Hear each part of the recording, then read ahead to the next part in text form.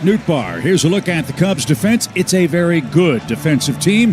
Happ, Pete Crow Armstrong, and Saya Cubs. So here's Ivan Herrera, the Cardinals DH, 286, 19 homers, 66 RBIs. He'd like to join Wilson Contreras in the 20-homer club. And he takes a strike.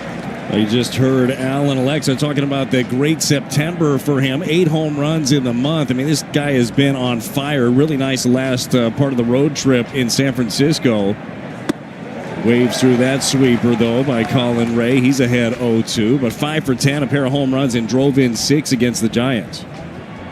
So 66 RBIs for Ivan. He's got some work to do, 0-2. And Ray lets her loose and fouled straight back. Ray's big man, 6'5", 220 pounds.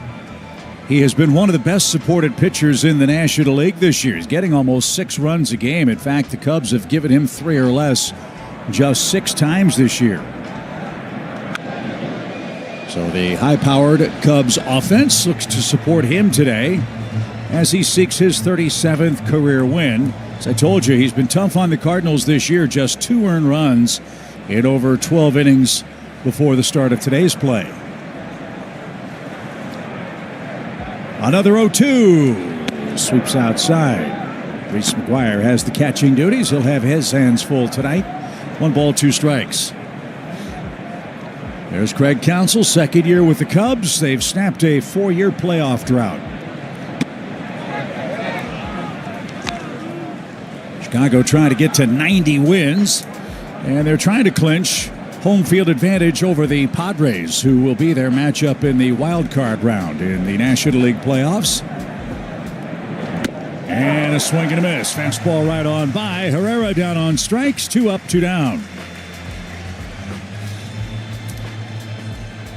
So time for our Hyundai in the driver's seat as we enter the final weekend. Fun to talk about the batting title leaders in the National League. Yeah, 2 out of the top 3 are in this series. Alec Burleson tied with Freddie Freeman for third, hitting .293. He has been on a tear as of late. 9-game hitting streak for Burley.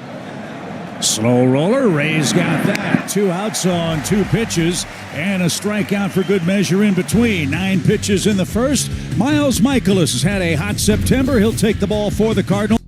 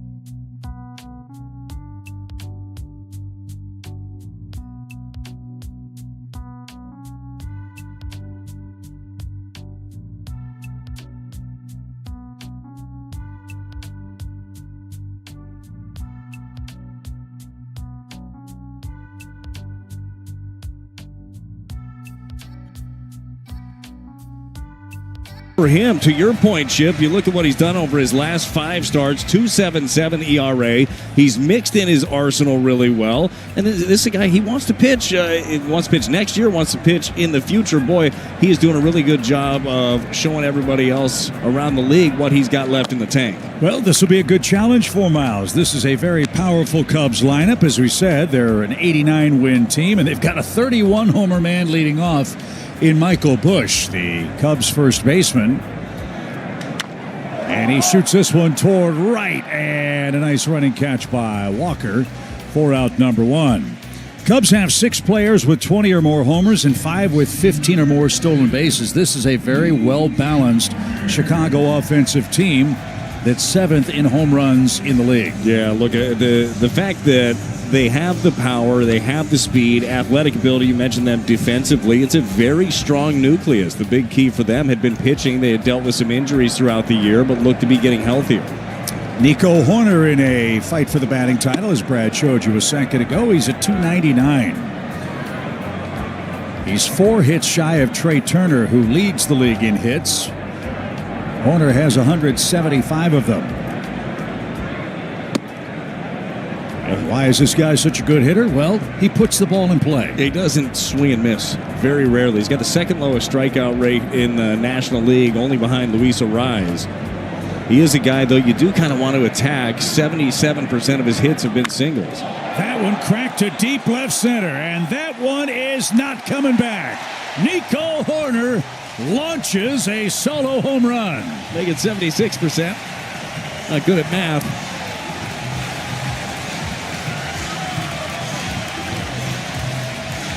Well, you hate to bring it up, but the last time Miles Mikolas was here, the Cubs were in launch mode. Yeah, 6 home runs last time. You take a look at this. Miles Mikolas tried to compete with that fastball, went with a 4-seam middle into the only power area that Nico Hoerner has, and boy, he did not miss it. 7th home run of the season for Nico. So that might put him over 300. Cubs score first on a Hoerner solo home run. Now he had Happ. He's a 23-homer man. Another patient hitter. In fact, Happ and Tucker back-to-back, both over 80 bases on balls. So power and patience from the 3-4 hitters. For Chicago, as Bill Miller says, that one stays high.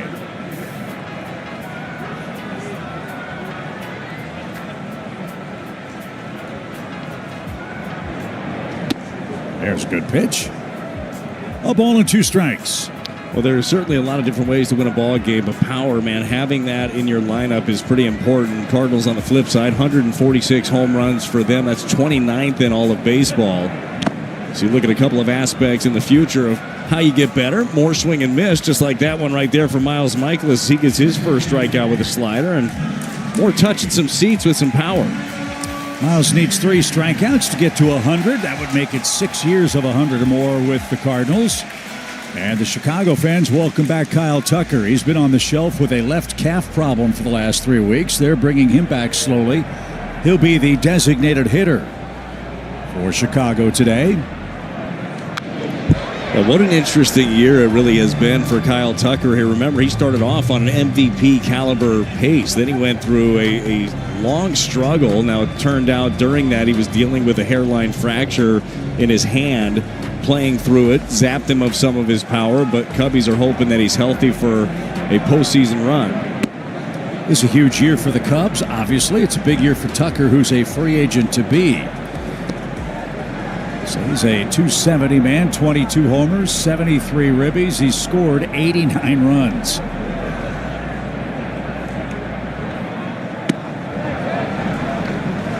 So he'll try to prove he's healthy and get set for postseason play against the Padres.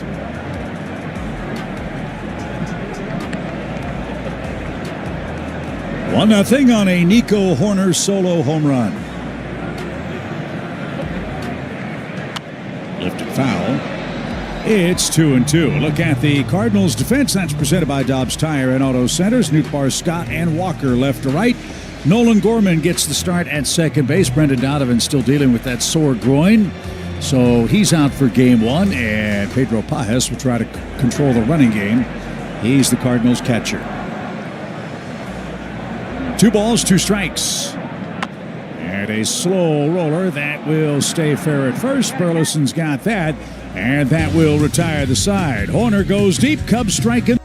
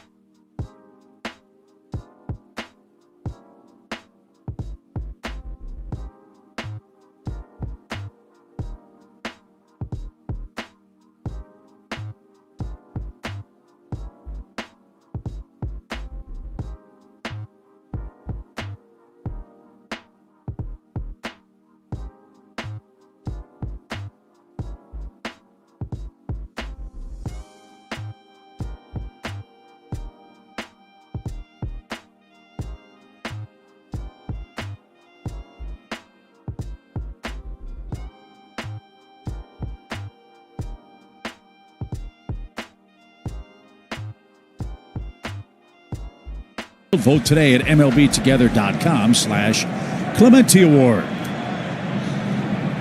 Nolan Arenado kicks off the Cardinals' second, and Skies one out of play.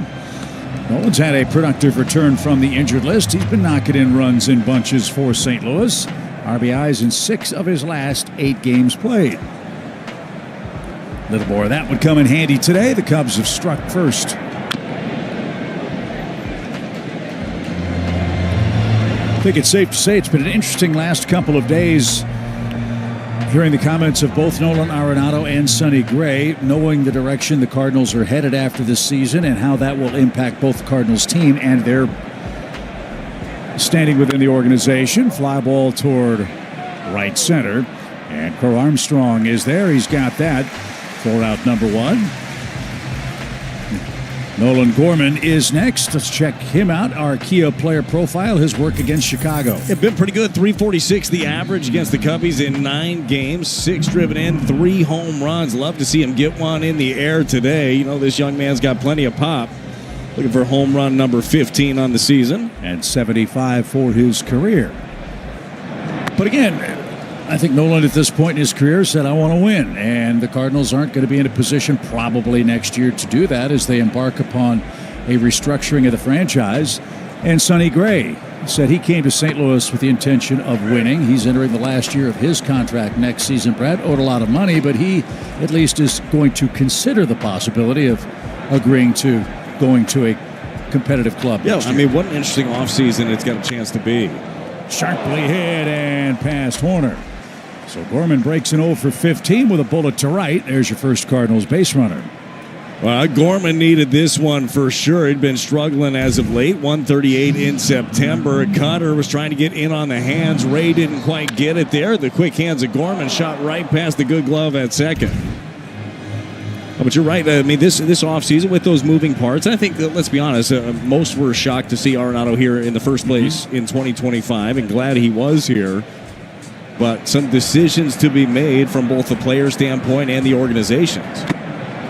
Thomas Jaycee, your batter, he's had a nice month. He's got hits in 10 of his last 11 games. So Jaycee's played shortstop in place of Mason Wynn, and he's done a nice job both at the plate and afield for the Cardinals.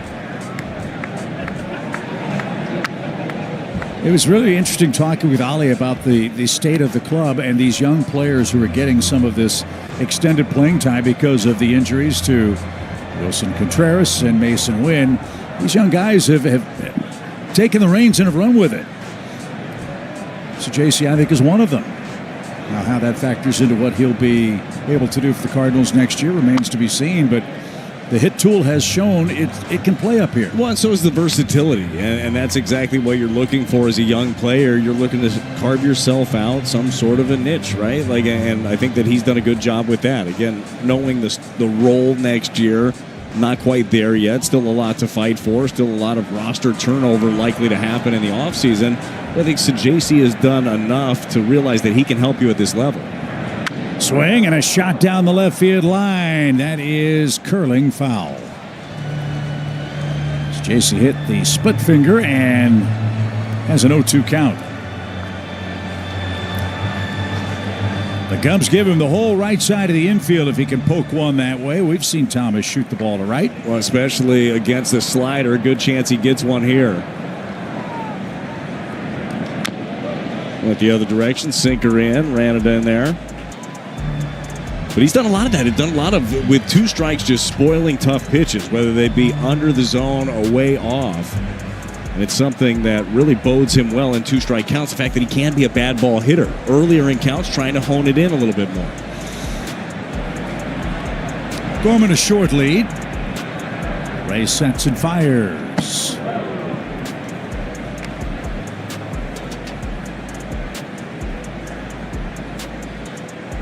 All the other action is later on tonight. Boy, there's some big games, big series this weekend for all the marbles. Can't wait to talk about that a bit later. Another spoiled pitch. Jaycee fighting hard here in the St. Louis second. And Colin Ray really trying to make sure he gets in on Jaycee. We talked about how well he can handle the pitch away. He's gone in now 3 times with the fastball. Does he try to get him to expand off the plate away now.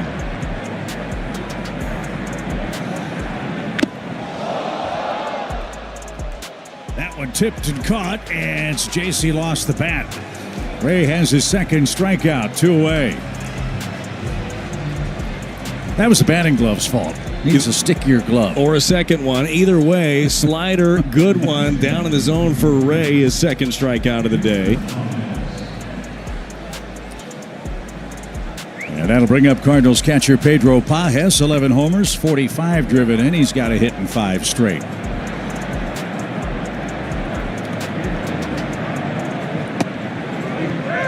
Father's Day last year, an unforgettable weekend for Pages in this ballpark. He hit those 2 big homers.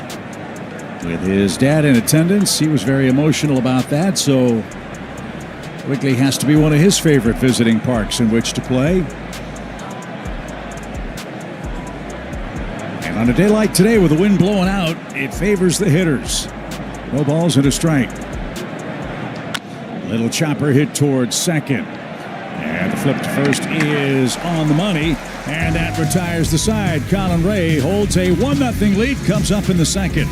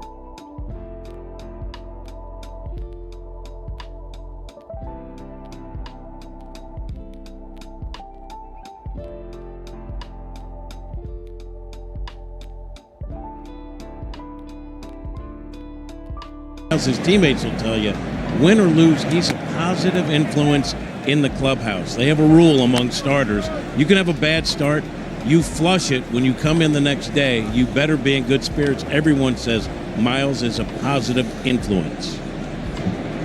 Hopefully he'll have a positive outcome today. Jim, thanks. Great report. As Michaelis squares off with Pete Crow Armstrong, this has not been a favorable matchup for the Cardinals starter. No, not to this point. 6 for 7, 4 home runs for PCA against Miles. Good changeup right there. That foul tip got a piece of Pages behind the plate.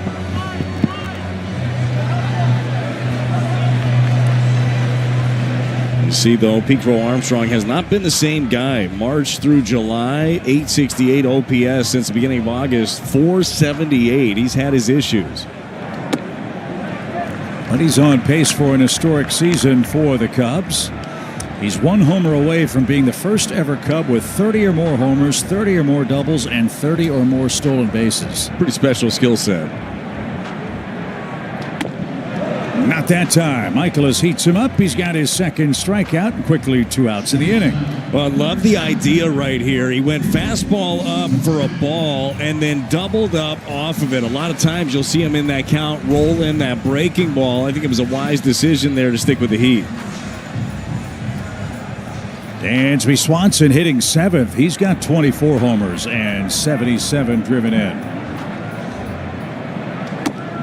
And a strike. I think what's been fun to watch with Miles is this month he's been impossible to think along with on the mound. It's been any pitch in any count.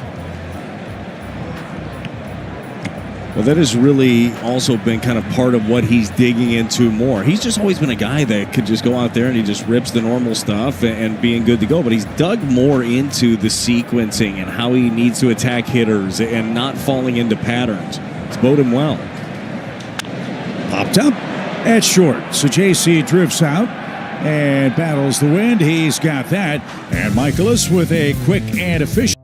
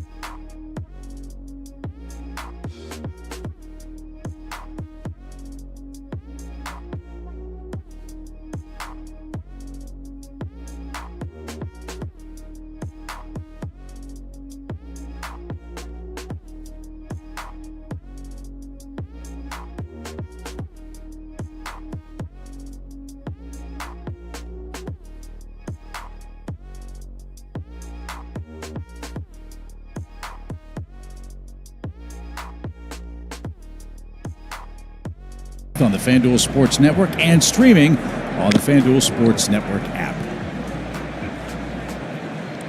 Walker Scott and Nootbaar in the Cardinals' third inning. Colin Ray struck out 2 in 2 innings. He's given up a single to Nolan Gorman.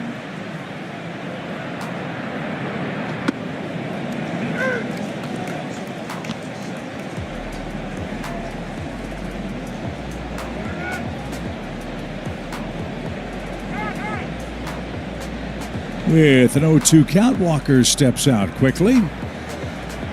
He's looking for his second hit on the road trip. 5 homers, 38 driven in.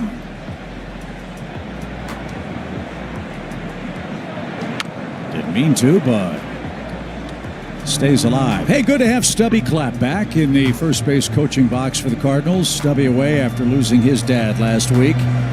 John Jay did a terrific job in his absence at first, but man, it's great to have Mr. Clapp back in Cardinals colors today, and we extend our sympathies to his whole family. Absolutely. Love Stubby, love his family, and he dearly loved his dad, so thinking about that whole crew.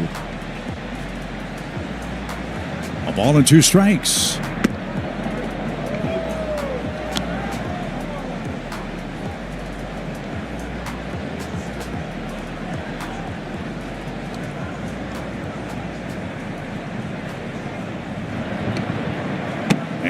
A swing and a miss. Third strikeout. Colin Ray takes care of Jordan Walker. There's your first out. 40 years later, and he's still a hit. The 2025 Cardinals yearbook celebrates the career of beloved Cardinals Hall of Famer Willie McGee, including his 1985 MVP season. Get your copy now at cardinals.com/yearbook.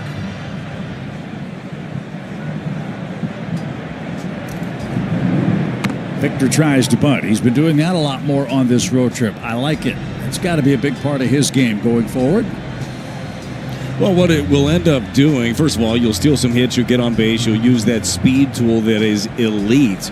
But what it will do also is start opening hitting lanes. Like when you start feeling more comfortable, when your corners are crashing in, then you put bat on ball and shoot it past them.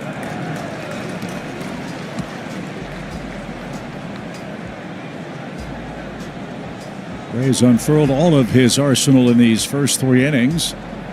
And Victor quickly behind 0-2. And a swing and a miss. Back-to-back strikeouts.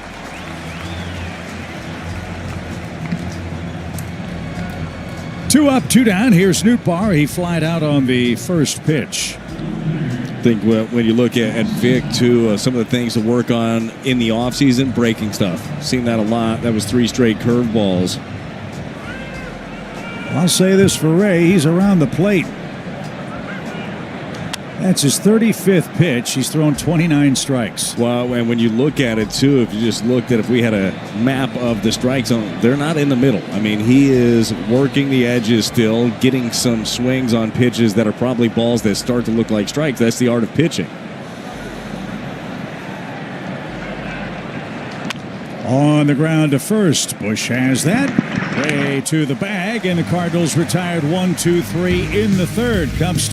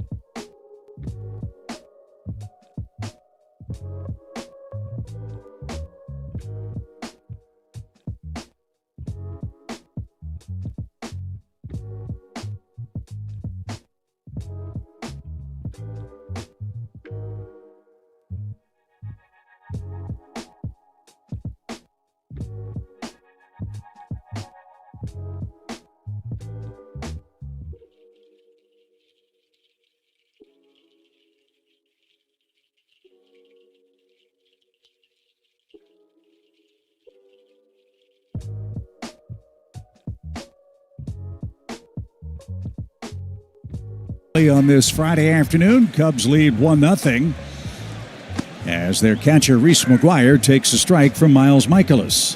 Chip, when you lived here, did you ever get out on the lake? Did you get a boat and go do your thing? I did not. Guess you're working during those months. That's a little bit tough, yeah. On the ground is short, so JC takes care of McGuire for out number 1. Tough play right there. McGuire couldn't beat it out. I will say what was eye-opening here was my wife Susan, when our 3 oldest kids were very young, came up and were Florida people, so I'm at work. She gets the kids all ready to go to the beach right there on the lake. Yeah. Beautiful day just like today, 4th of July. Has the kids all bundled up, got them fed, put the bathing suits on, the sunscreen and the like. Goes down the elevator with a triple stroller. Super easy to get kids out. Yeah. Walks out the door at 10 in the morning. It's 42 degrees. We're going back. She said, I'm going back. Not only going back, I'm going back home. Going back to Florida. She booked a flight and was gone. See you in a month. A little too chilly for the 4th of July here. Well, you never know. Like this time of the year, it could be freezing. It was absolutely beautiful here today. Matt Shaw pops one out of play. And he faces a 1-2 count.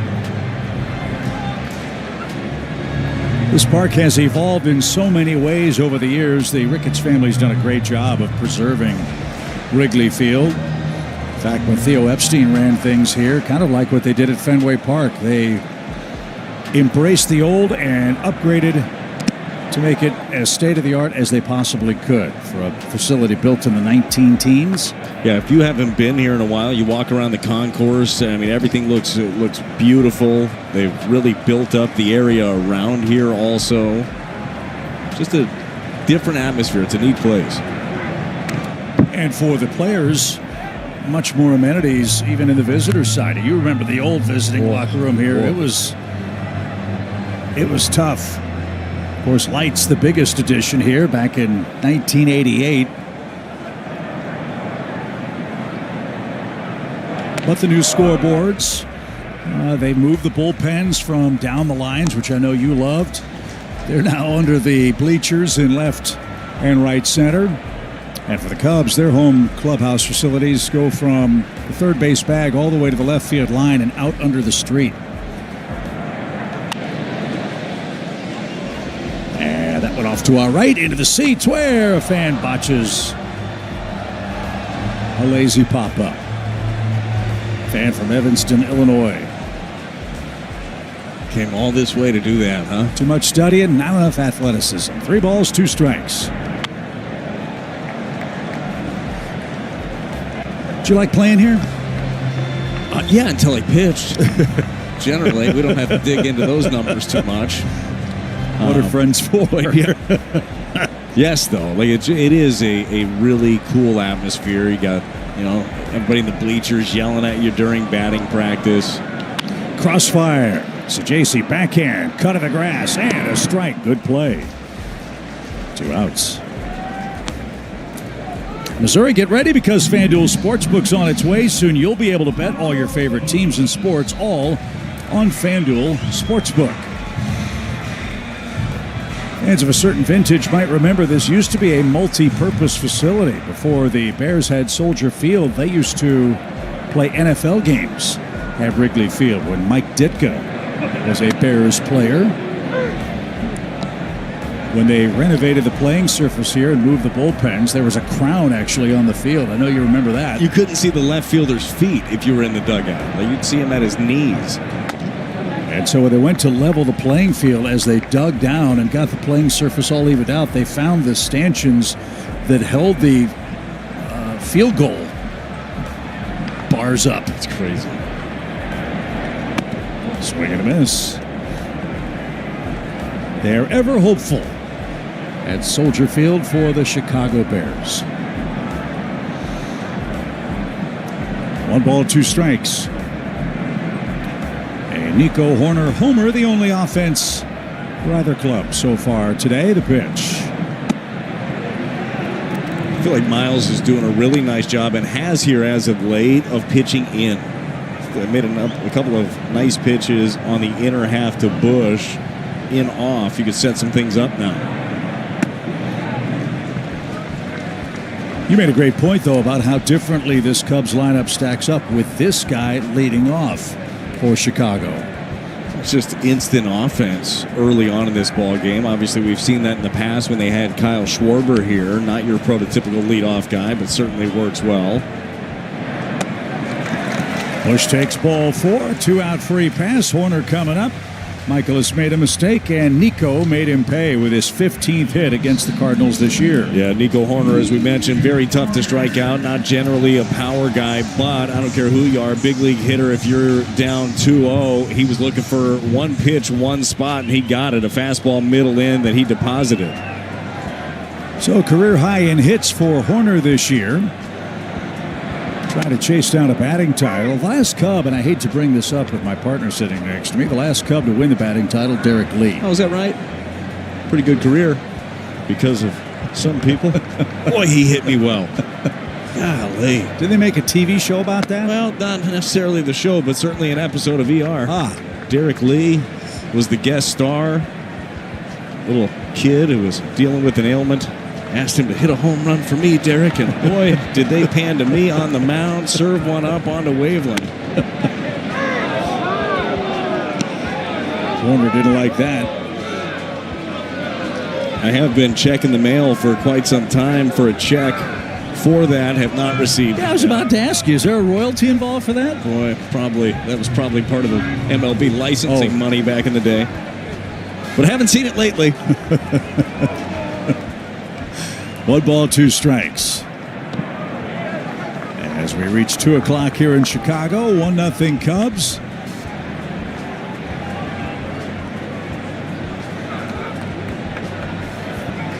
If I'm not mistaken, I think they just put Derek Lee in the Cubs Hall of Fame this year. Terrific player. Surprised he didn't ask me to be there. 2-2. And a swing and a miss. Michaelis exacts a little revenge. That's his 3rd strikeout. Cardinals on.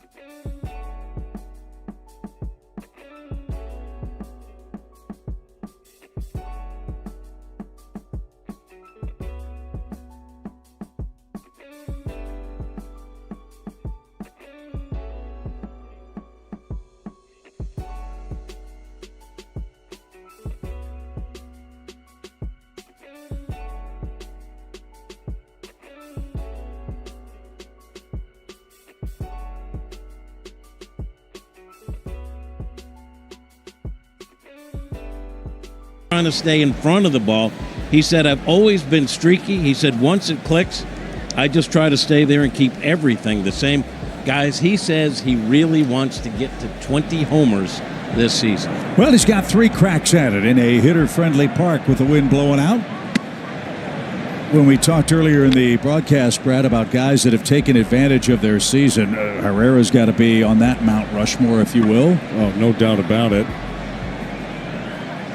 Well, he is one of the few guys, really. I mean, you look at, talk about a young core that he's proven everything offensively. Now, next year, we're going to see what that looks like behind the plate, right? What strides does he make? We know he's having that cleanup surgery in his elbow to get all those loose bodies out of there, those bone chips. That should allow him to be freed up from a throwing standpoint. But to me, one of the most interesting players moving forward. 2 balls and a strike. And that just missed. So a favorable count for Ivan Herrera with Burleson, Arenado, and Gorman to follow. Gorman has the lone Cardinals hit. Ray has struck out 4 in 3 scoreless innings. On the ground is short. Dansby Swanson's got it. 1 out. Cardinals fans, KMOX is now on 104.1 with crystal clear sound, cards, games, and expanded coverage. Trusted News and Dave Glover in the afternoon, 104.1 KMOX. You know, John Rooney and Ricky Horton appreciate the history of Wrigley Field. Good to have them here for the final weekend. Pretty cool place to broadcast, isn't it? I mean, I know you've done this as a member of the Cubs broadcast team, now as a member of the Cardinals, but so much history and energy in this ballpark. Yeah, the home booths are a little bigger. I'll put it that way. Yeah, well, they expanded everything, just not in the front working area. A lot of room in the back. Or junk in the trunk, as I like to call it. Alec Burleson has a 9-game hit streak. 16 hits in that stretch. He tapped back to the mound his first time up.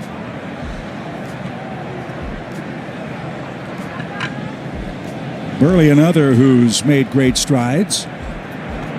His ability to hit left-hand pitching. And very consistent, but not this time. 5 strikeouts for Ray. 2 up, 2 down in the 4th inning.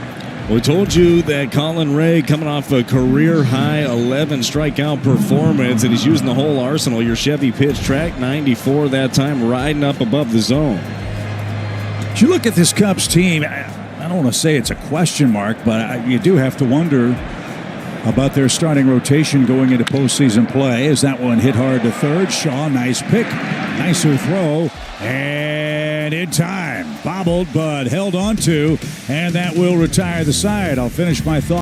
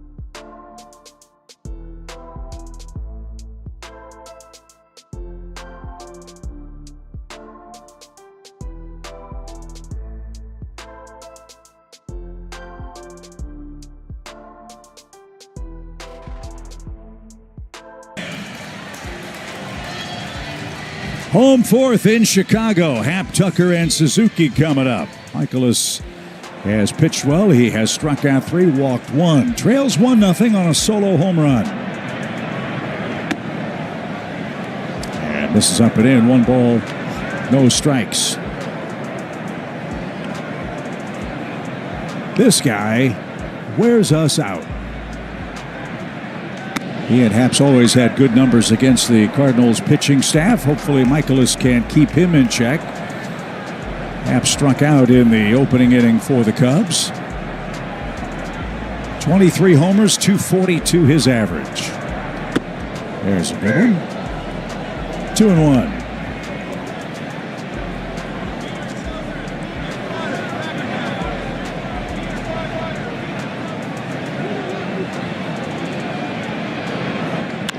Back to the mound, and Michaelis has out number 1. Good start to the inning. Here's Kyle Tucker. We really have seen Miles Michaelis navigate this pretty well, aside from that 2-0 Nico Horner home run, using all of his pitches, working the edges, as we mentioned last inning, working inside really well on these guys. Going to be important against Tucker. Tucker hit a grounder that hugged the line at first. Burleson scooped that up and retired him to end the Chicago opening inning.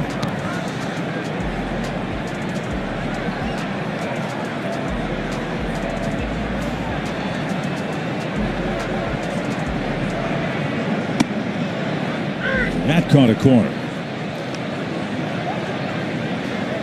Game 160 today. Man, has the season flown by.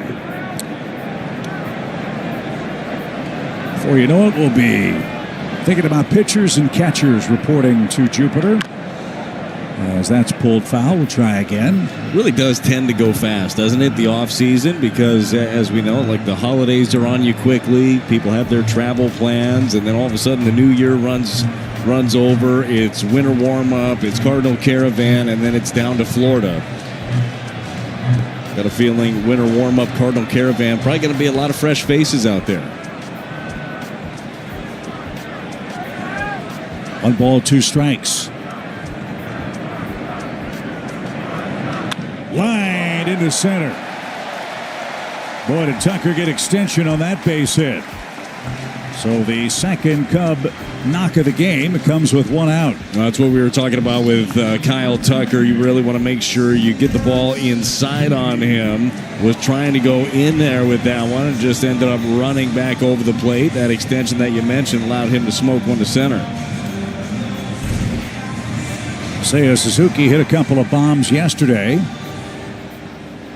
That was the good news for the Cubs. Bad news was Shota Imanaga had another bad game. They're a little concerned about him going into postseason play. They're awaiting word on Cade Horton, who's in the hunt for the Rookie of the Year.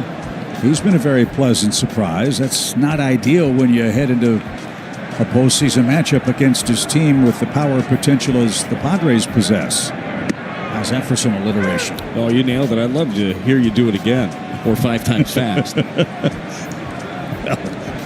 We know that's problematic, so I'll pass. 2 strikes for Suzuki. In the air to right, Walker hesitates, but that'll hang up for him. And 2 outs. I think one area where the Cubs have really improved their franchise's fortunes is their pitching lab. They went a long time without having a homegrown starter come through their system and pitch a regular season, much less a playoff game. That's slowly changing for them. And obviously with the big market that they possess and having their own network, they have a lot of financial flexibility to supplement where they need to. Yeah, well, it's must-have. You have to have all these pitching labs, hitting labs, where you can dissect each and every one of your guys throughout the organization. You think about it, these guys, a lot of guys get drafted, especially if you're coming from a big school. These schools have all this tech. They have all of these things that some of these major league organizations are still working through right now.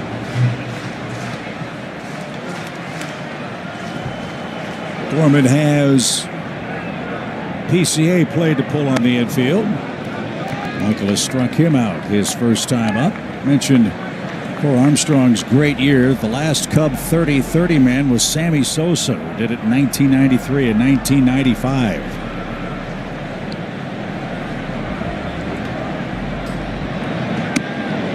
People forget Sammy Sosa in his later days when he was hitting all the home runs and chasing down Mark McGwire.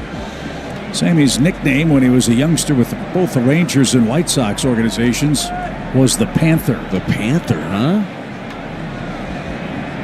It's kind of a cool nickname. High fly ball belted right. Walker will wave goodbye. There's the 30th home run and some Chicago Cub history.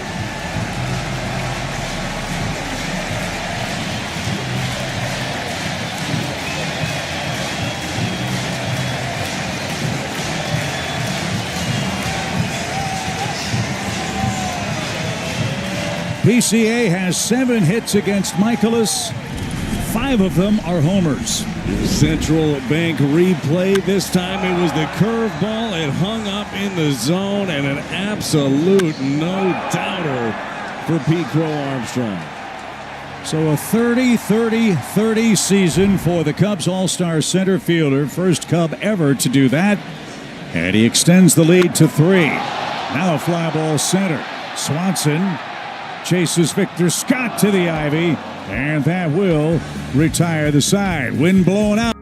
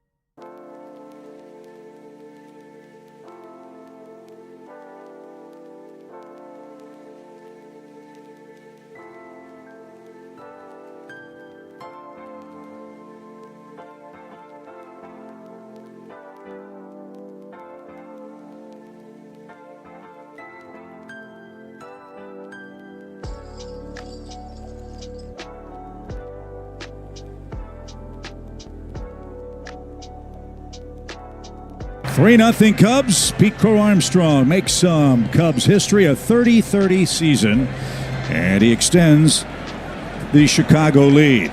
Pretty cool ovation from the fans here at Wrigley, all chanting PCA as he ran out to his position. That young man is going to be a problem for the opposition for a long time, 23 years old. Premium defender, great base stealer, and as we've seen, he's got plenty of power. So does this guy, Nolan Gorman. He's got the lone St. Louis hit. That came with 1 out in the second. And it is strike after strike for Mr. Ray on the mound.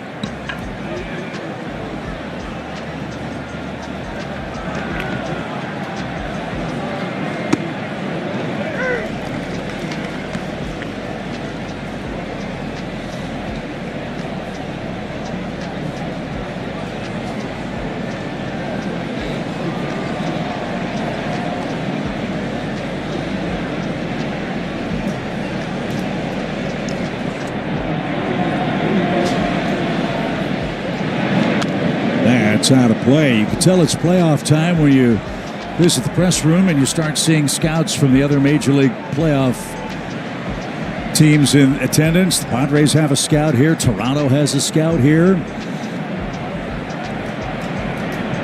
Fun to talk to those guys, too. That's out of play. Foul. Chuck Lamar is with Toronto. Former general manager of the then Tampa Bay Devil Rays, a longtime Braves executive.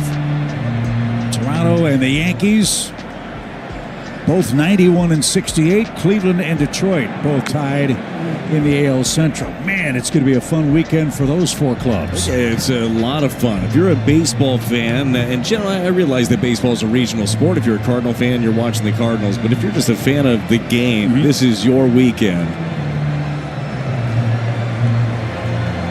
Cleveland clinches a playoff spot if they win and Houston loses. Detroit and Boston play, both of those clubs have a chance to get in or maybe miss the playoffs entirely. Same with Houston. So there's a lot at stake in the games that kick off later tonight. That'll be fun to watch. 2 balls, 2 strikes. Good rip, fouled straight back.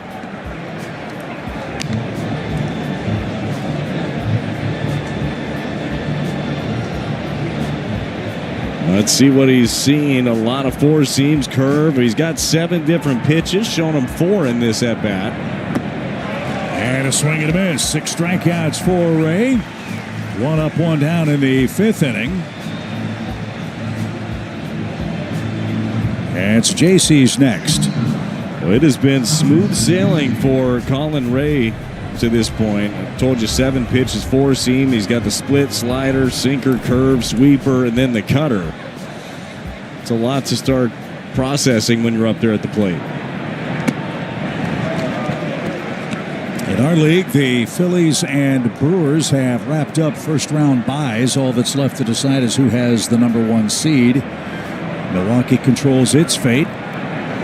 They've got a big series with the Reds, who are fighting for their playoff lives. Tell you what, the Reds are one of those teams. They get into the postseason with some of their young pitching depth. Could end up being a problem.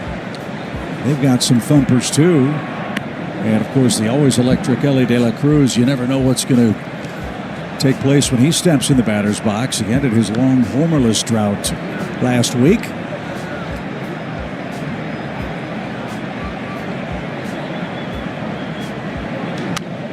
To play again. That one is atop the roof.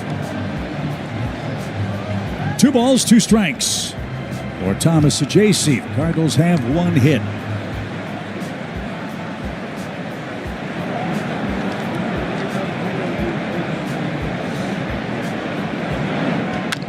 To second.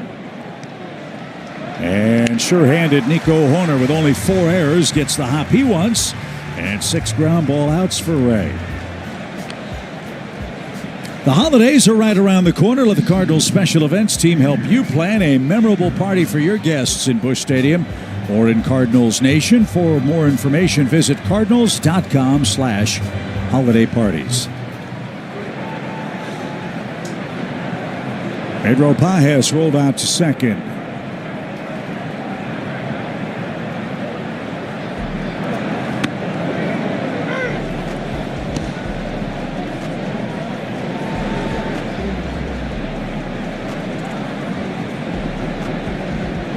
Colin Ray, another well-traveled big leaguer who went to Japan and came back a different, maybe better guy.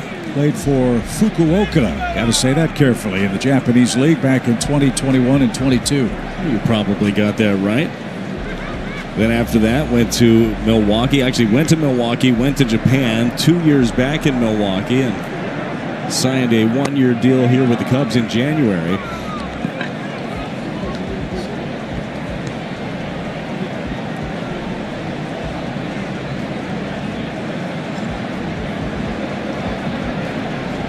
Ball and 2 strikes.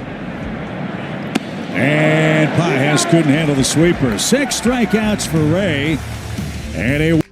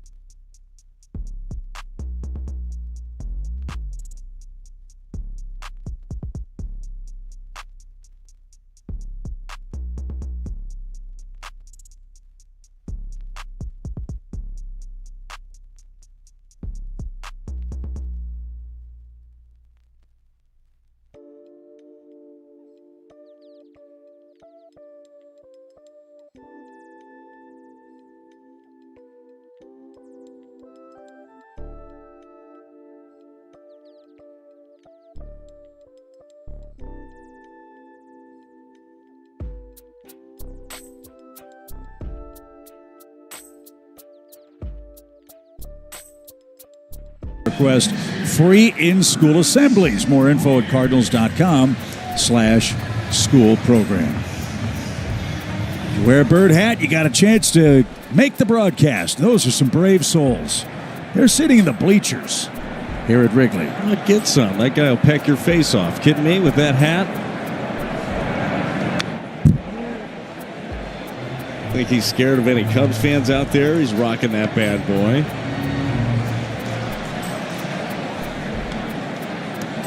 Reese McGuire is 0 for 1.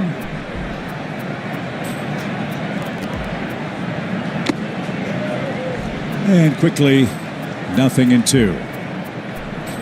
Well, right now for Miles Michaelis, been 2 home runs. That's been the difference in this ball game. Cardinals can't get anything going against Colin Ray. The job, keep it right there. You know how quickly offense can pile up here at Wrigley.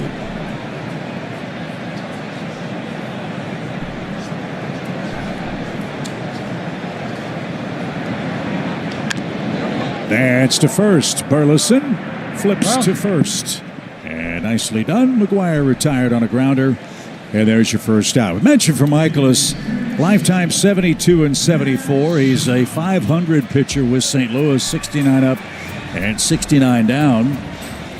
And you have to wonder for Miles how differently his Cardinals career would look had he gotten any kind of run support. It's amazing. Over half of his starts, St. Louis has given him 3 runs or less. Oh, for sure. For sure. Obviously, that win total ends up going up quite a bit. And then the way that you pitch when you have a little bit of a cushion can change also. But it is kind of part of it, right? I mean, you have a lot of guys that have had that. You have to go out there. You got to do the job. There's never been any complaining from Miles Michaelis about that or anything in general. This guy just goes out there and does his job. That'll keep Matt Shaw honest. He's hit 11 homers since the All-Star break. And 13 overall. 2 of his homers have come against the Cardinals.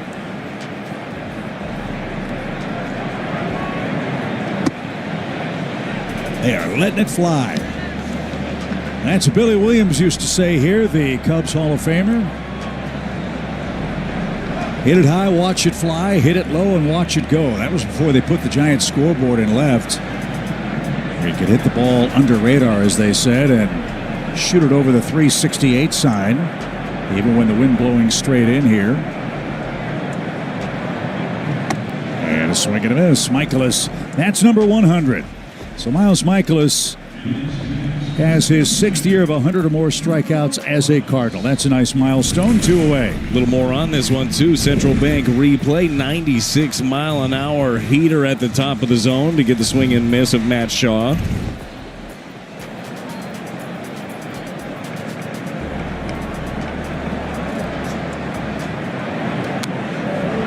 So Michael Busch is next. Been a pretty effective pitch today too, and here recently that tighter slider, that one's coming in at 91 miles an hour. Late breaker, keeps some of these left-handers very honest.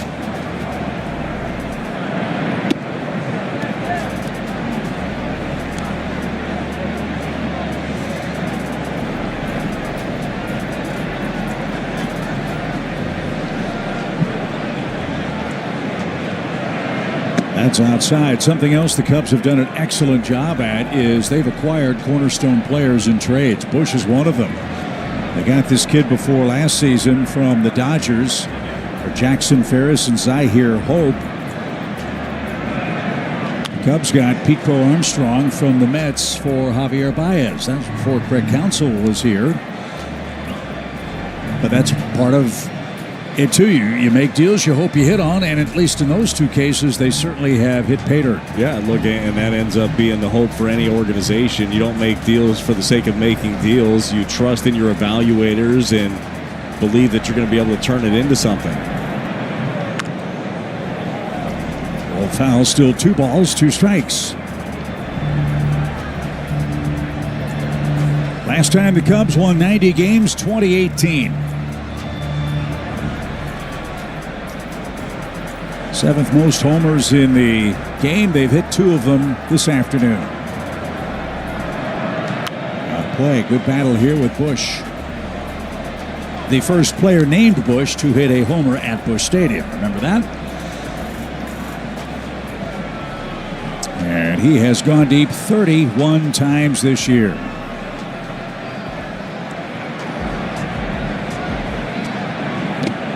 That's taken low. There have been 4 Cubs first basemen with 30 or more homers. Mentioned Derek Lee, Bush, of course, Ernie Banks, and Anthony Rizzo. Pretty nice company. Very nice. High fly center. Victor as far as he can go. And can't get it. It's in the basket.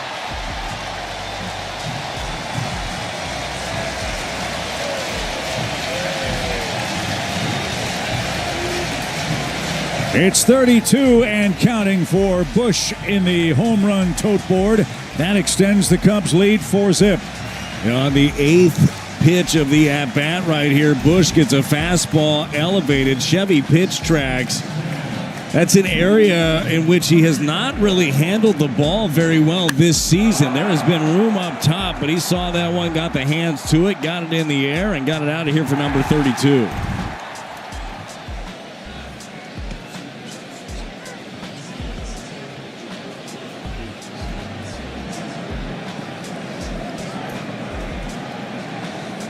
So 4 hits now for the Cubbies offense. 3 of the 4 have been the long ball.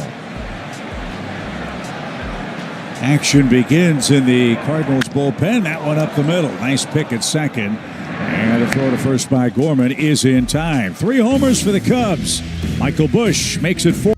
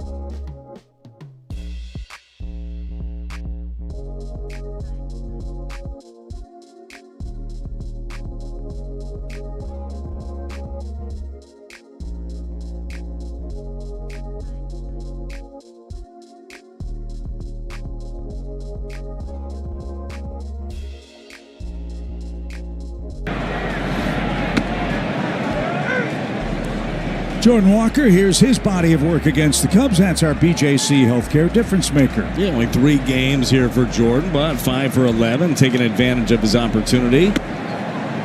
Falls in the hole again here, 0-2 quickly. See if Jordan takes his 2-strike timeout here.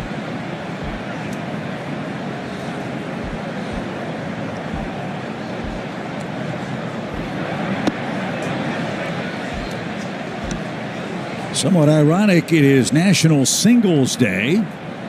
That's the lone Cardinal hit. Is that what they're talking about? Maybe.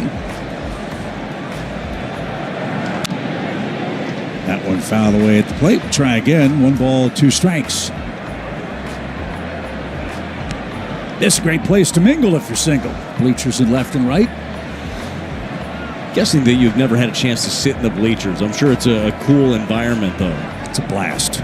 They get the beer snake going later in the ball games, don't they? I haven't seen one yet. No, it's still early. We're still getting all prepped up for it. Now, here's the question. If the bleachers are a great place for singles to meet, post the 2-2 count. There's a shot to second. And that one caught on the fly, and Walker retired for out number one. There's very strict protocol out in the bleachers. If you're in left field, you don't really like the right field folks too much. So what if I mean, it's just a tradition. What if you meet in the middle and you find out, wait a minute, this person's from left field and that seems like a stupid tradition, with all due respect, due to the fact that they're all Cubs fans for the most part. That's true. I think that you make it work. You figure it out. Meet in the middle, as they say. Yeah, that's fine. One away in the sixth. Victor is up. He struck out swinging his first time. And he's going to line to center. Right at PCA. I read that well. 2 outs.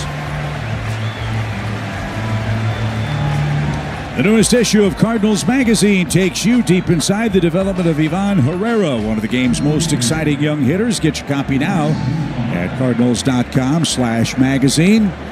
That really is a treat to see the amazing stories that the Cardinals Magazine crew puts together all summer long. It's a great publication. Really enjoy reading it. Learn a lot. Oh, it's obviously it's fun to watch these guys perform. It means even more when you get a little bit of the backstory, and that's what they do such a great job of with that magazine. Barrow for 2. And takes a strike. It's also National Alpaca Day, in case you cared.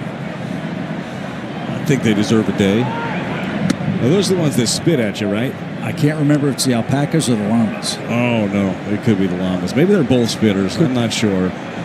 Either way, watch yourself. Adorable. So you get a little too close.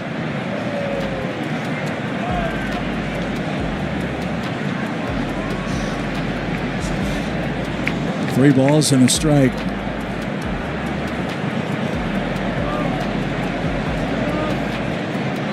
We need to get you an alpaca. I think that'd be a perfect pet. I think the family would like that. The kids would have a blast with it. Yeah. You could take the fur and make sweaters out of it. I'm not that handy, I don't think. Give you something to do in the wintertime. Good call. Good bar aboard. That snaps a long streak for the Cardinals, who, till the base on balls, had one base runner in the game. That the Gorman second inning single.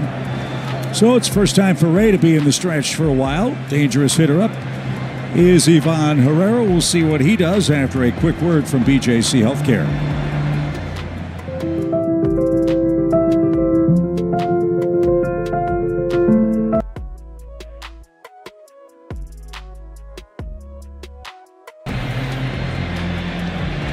Ivan is 0 for 2. He's trying to keep a 6-game hit streak alive.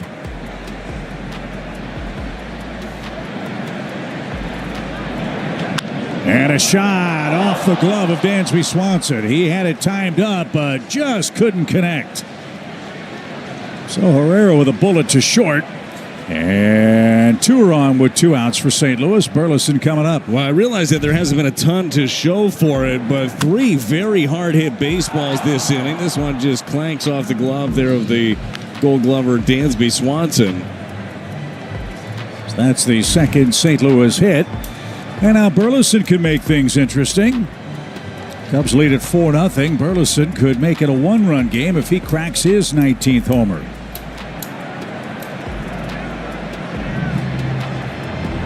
Burley having himself another big year, hitting for average, showing off some power. He's 3 hits shy of his career high, 3 homers shy as well. So, despite giving up 2 hits and throwing a shutout, that graphic at the bottom of your screen tells the story for Craig Counsell. With Colin Ray, there is a definite third time through the order penalty. And to your point, Brad, a lot harder contact for St. Louis here in this 6th inning. So there will be a change for Chicago. They're stalling to give Caleb Thielbar another couple of tosses. He'll be the next pitcher for the Cubs, who lead 4-0 in the top of the 6th.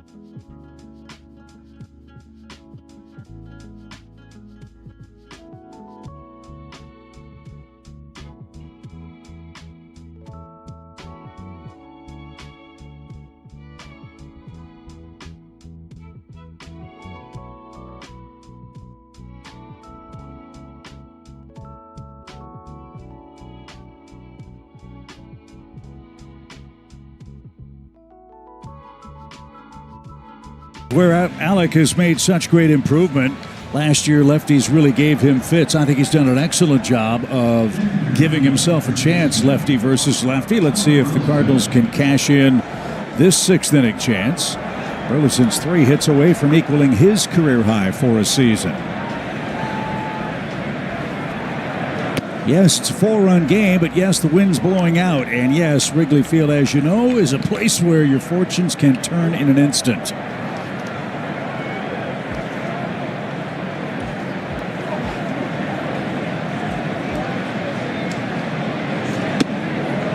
Teobar plays patty cake as he begins his move to the plate. And missed outside. 2 balls, no strikes.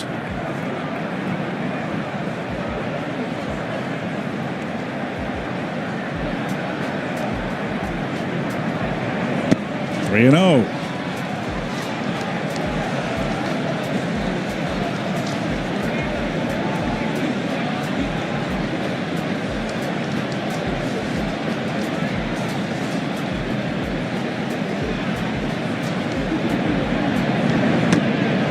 And a 4-pitch walk to the left-hand hitter. Thank you very much. Now the bases are loaded, and Nolan Arenado has a chance to tie the game. The Cardinals and Royals are the only teams in Major League Baseball yet with a grand slam. This would be a great time to change that. Oh, I like the way you're thinking right now. Right guy, right spot. As you mentioned, he's been driving in some runs since coming back off the IL. We saw that home run stroke in San Francisco. Deep drive to left field.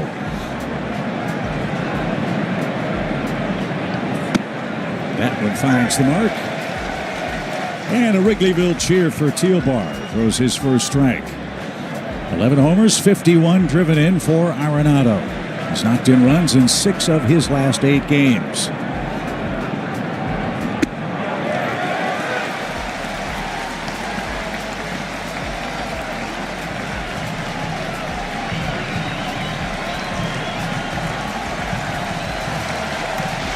Fans in Chicago on their feet. 0-2 pitch.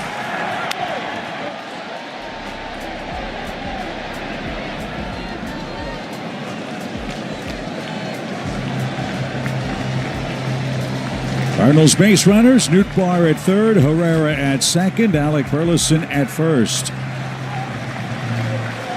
2 walks and an infield hit, the sum total of the St. Louis offense here in the 6th.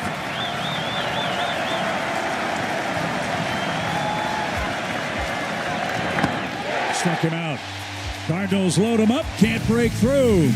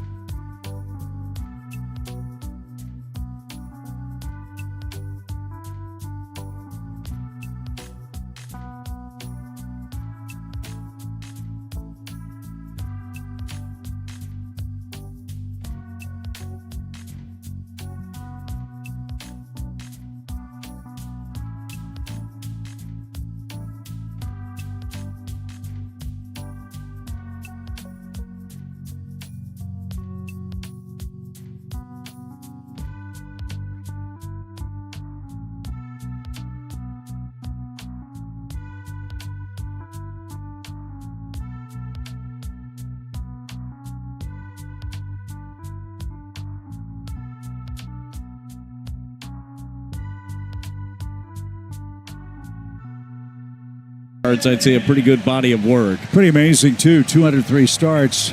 112 times the Cardinals gave him 2 runs or fewer of run support. Astounding. So John King, with shadows creeping toward the batter's circle, he'll answer the Chevy call to the bullpen. He'll flip Ian Happ around right-handed, Tucker a lefty, then Seiya Suzuki in the Chicago 6th. A bullet to center. So Ian Happ 1 for 3. That's the 5th Cubs hit.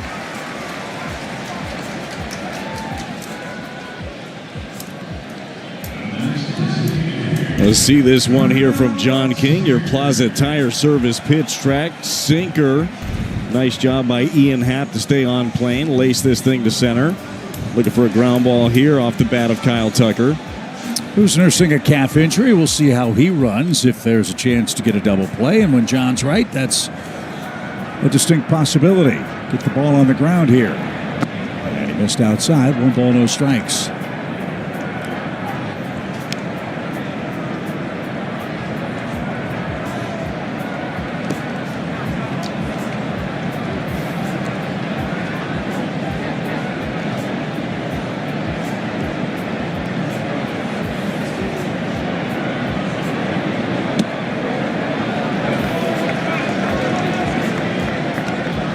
It's 2-0. Early days of autumn here in Chicago. And you can tell by looking at the ivy-colored walls, or ivy-covered walls, I should say, here at Clark and Addison.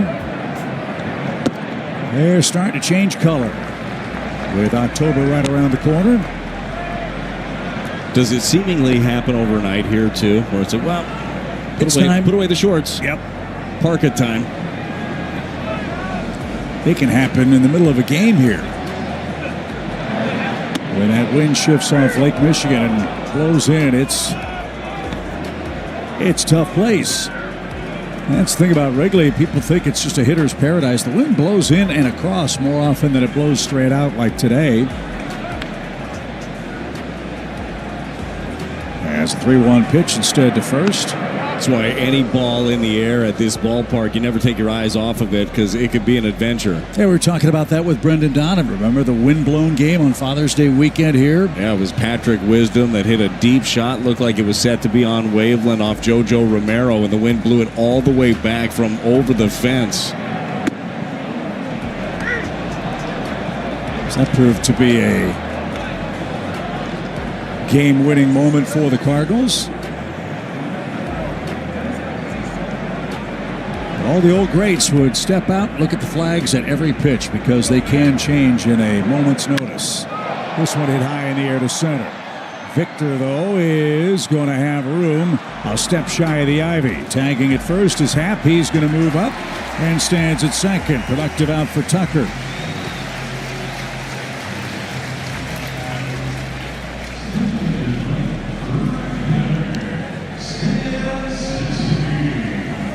Suzuki is next. He is 0 for 2. We've got 2 more games left here in Chicago.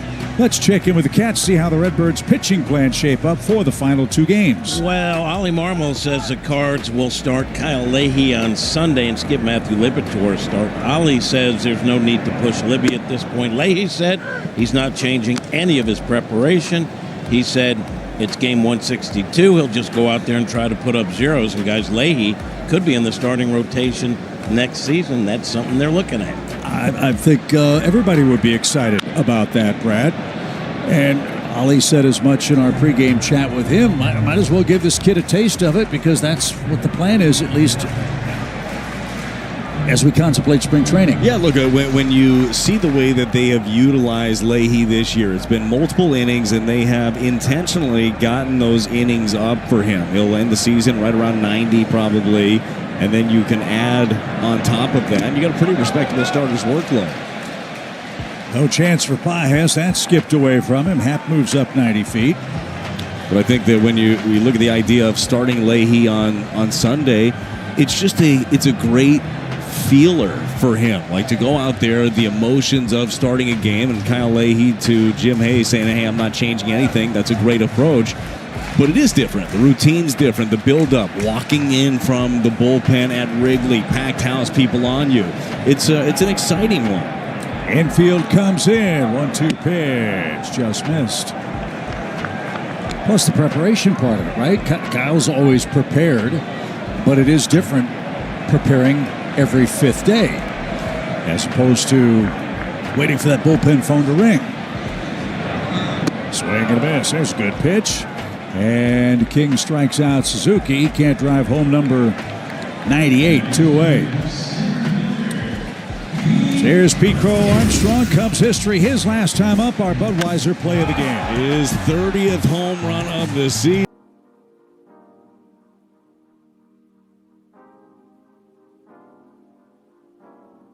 +30 stolen bases. Pretty special season for the 23-year-old. Off his thumbs and out of play. Jim mentioned as well that Matthew Liberatore's season is over. I'd love to get your thoughts on what you think Libby accomplished and how his 2025 campaign went. First of all, I would say just proving that he can start 30-plus starts in the big leagues is big. And he started out hot. First 12 were really good. I think that he had some roller coaster in the second half. But to me, the way that he finished with velocity still there, finished with the breaking stuff looked good. He was healthy through the entire season. So I feel like he's going to end up learning a lot of preparation, what he thinks he needs in the offseason, what small things to work on. I'm sure he learned a lot about his body and what he needed to get ready. I know he made some tweaks with his lower half throughout the year. So it's a huge learning experience for a young left-hander with big-time stuff. I look forward to what next year brings. I think he's only going to grow. 2 balls and a strike for Pete Crow Armstrong.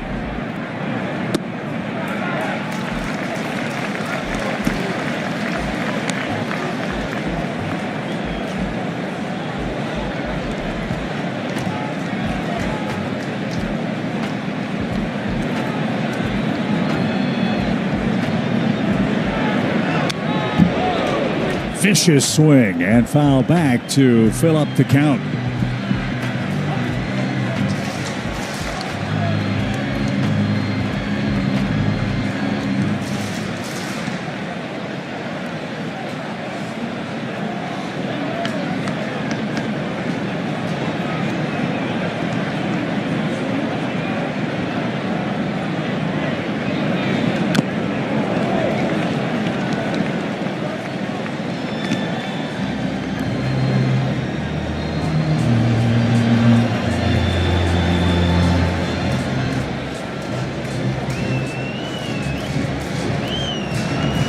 Cardinals want to see Dansby Swanson after the 7th inning stretch.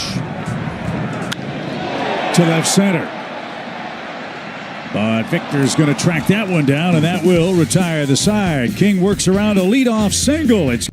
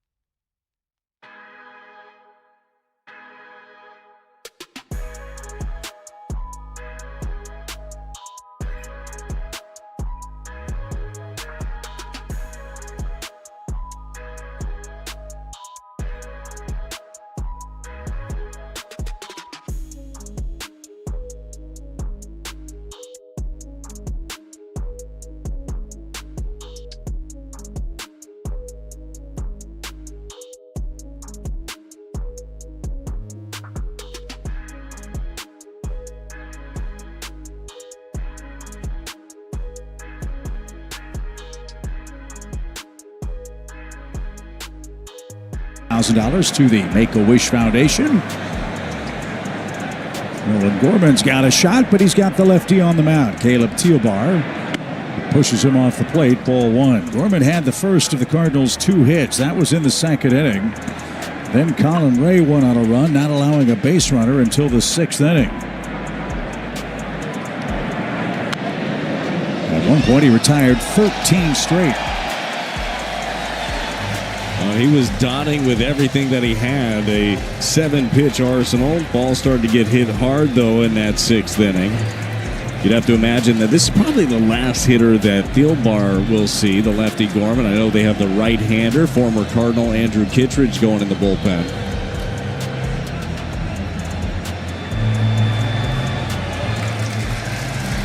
PitchCom problem for Reese McGuire.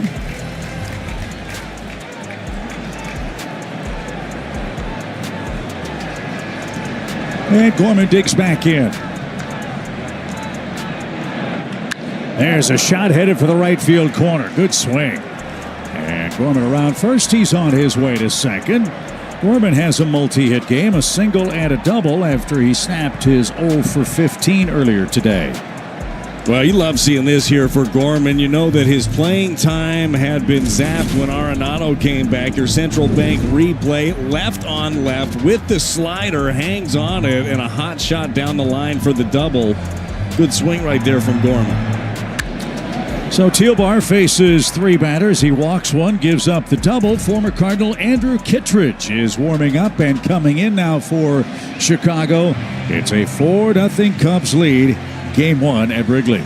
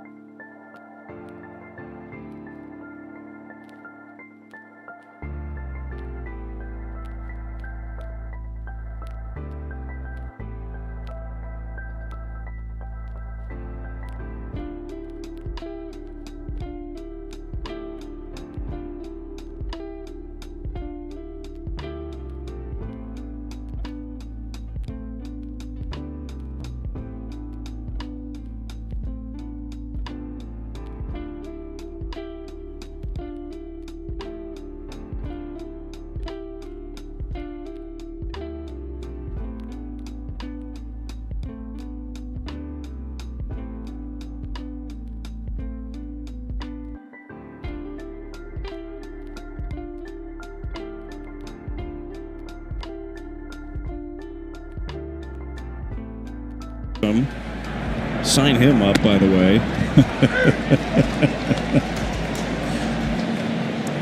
Well, there's Andrew, started with Baltimore. Now has bolstered the Cubs bullpen. This is game number 54 for him.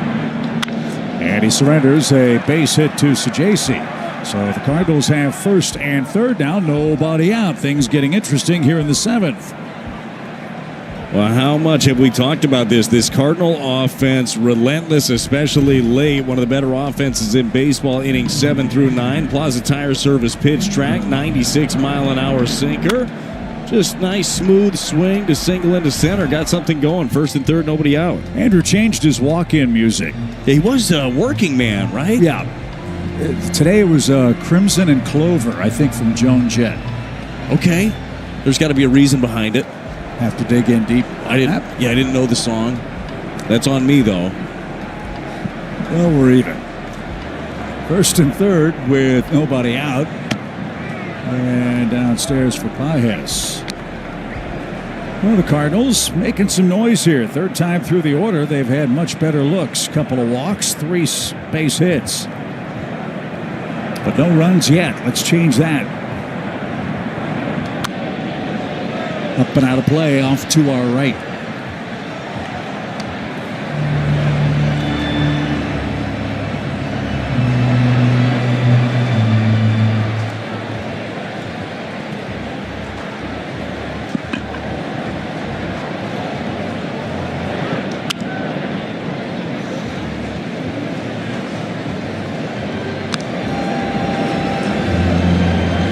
Sinker, slider, fastball, 4-seam fastball splitter for Kittredge, according to the Cubs notes. Last 5 innings, 2 runs, 9 strikeouts. Boy, was he good with St. Louis. And got a nice contract to go to the Orioles in free agency. Now with the Cubs, a chance to win a ring this year in Chicago. After a disappointing season for the Orioles, we were talking about that the other day. Maybe the most disappointing team in the big leagues, Baltimore. Yeah, the bar was set pretty high for them and certainly didn't live up to it. And for Kittredge, you're right. I mean, with the Cardinals, what a calming presence he was late in ball games, and he was a really good influence on a young bullpen. Whoa, Pie has hit that before Kittredge hit him. Man, I thought Kittredge gotten his kitch in the pitch before. This one a good 7 or 8 inches further inside. We'll see if he does that sweeping slider away now with 2 strikes. Is this comfortable as a pitcher facing your former catcher? You know what? It's like anything else. If you execute, you're probably going to get the out. If you make a mistake, you might be thinking ahead. Does go with that hard slider away.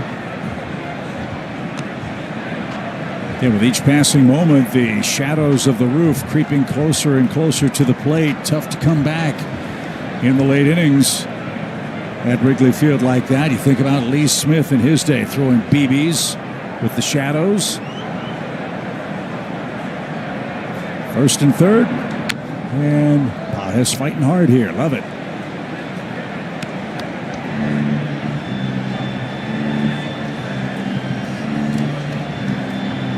The Cubs relief corps had a nice season.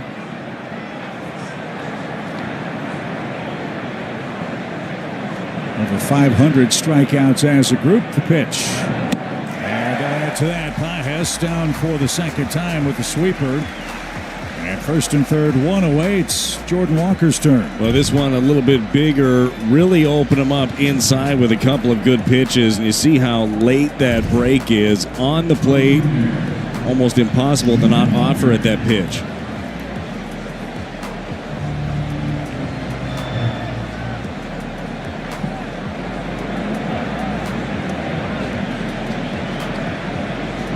Kittredge with that back bend, comes set and chases Sajasi back. Cardinals with 39 comeback wins. That's been their calling card the last 3 years. And they make it 40 today.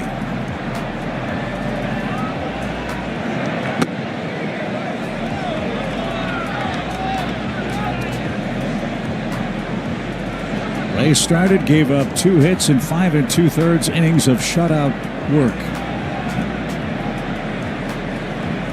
The pitch is on the ground and through for a base hit.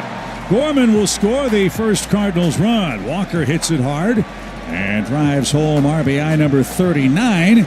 And first and second, 1 out. We got a 3-run game. Keeping the line moving right here. This is a slider that he gets from Andrew Kittredge. Kittredge trying to put this thing down and away. It ends up down and in, able to muscle it right through the hole.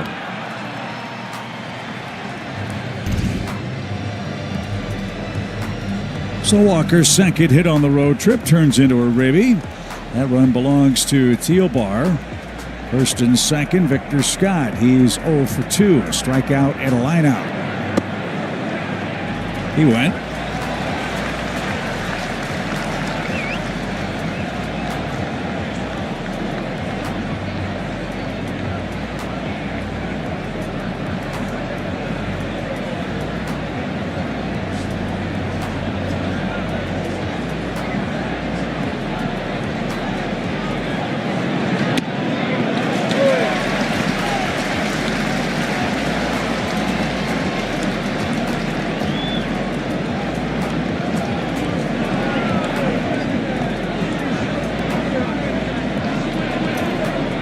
The 0-2.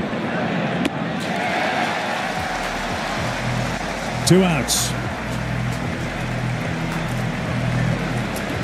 Another strikeout for Andrew Kittredge with the slider yet again, 91 miles an hour. Watch how late this thing breaks. Looks like the heater and then just darts down under the bat of Victor Scott. It's up to Lars Nootbaar if the Cardinals are to pick up a second, third, or fourth run.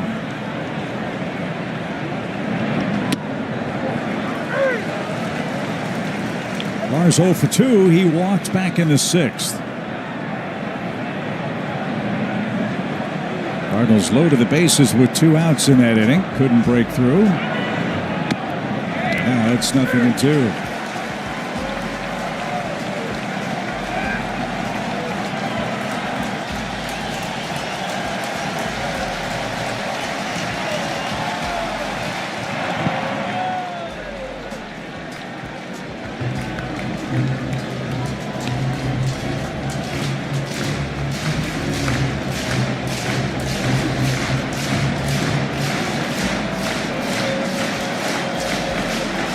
Ball and 2 strikes. Kittredge strikes out 3 in the 7th inning. The Cardinals settled for 1. 7th inning stretch time at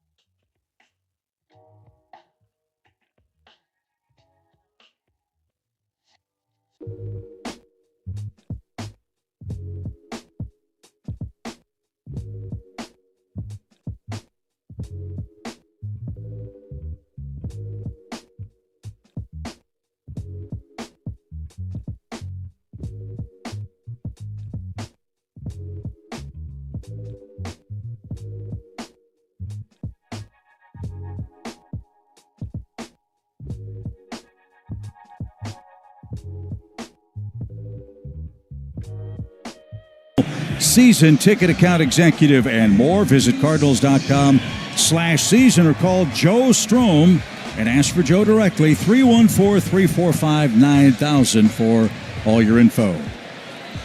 New pitcher for the Cardinals, it's Gordon Graceffo to answer the Chevy call to the bullpen. Richard Kind, a actor and comedian, was the gentleman who performed the 7th inning stretch today. Good energy. Yeah, very energetic. Did a nice job. Dansby Swanson gets it started. 2 balls, no strikes. Michaelis, King, and Graceffo, the Cardinals pitchers here on Friday. John King, a scoreless frame with a hit allowed and a strikeout.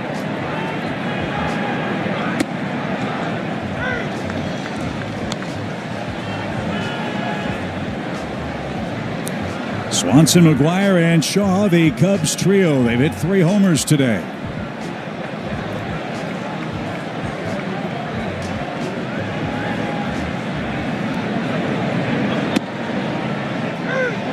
He didn't like that. 2 balls, 2 strikes. Couple of well-located pitches. First the fastball at the bottom, then that slider down and away, pitcher's pitch. If Dansby swings at that, all you're going to do is either wave through it or roll it over.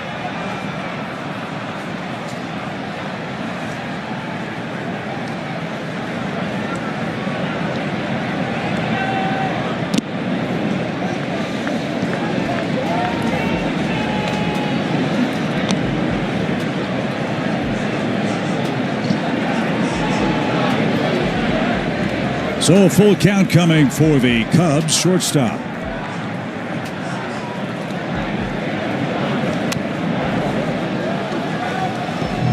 Got to tell you, it is somewhat jarring still to see Dansby Swanson not in a Braves uniform after all those great years in Atlanta.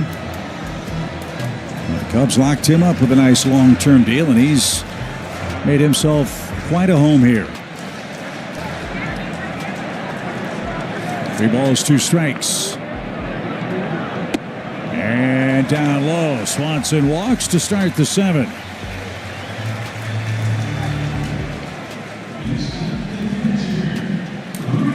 Here's McGuire. Well, if you're Graceffa, look, you don't want to walk the first guy here in the 7th inning, but keep pumping that heater. That thing's 97 at the knees. Really not much you're going to be able to do with that. Reese McGuire, catcher speed, get him to beat one into the ground.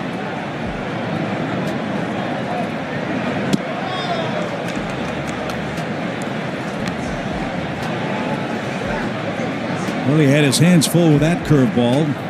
4 balls and a strike.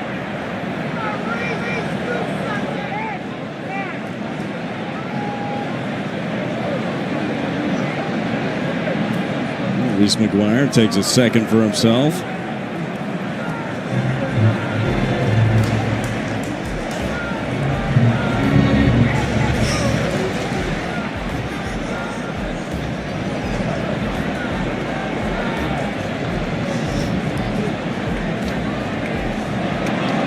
Snap throw to first, and Swanson back safely.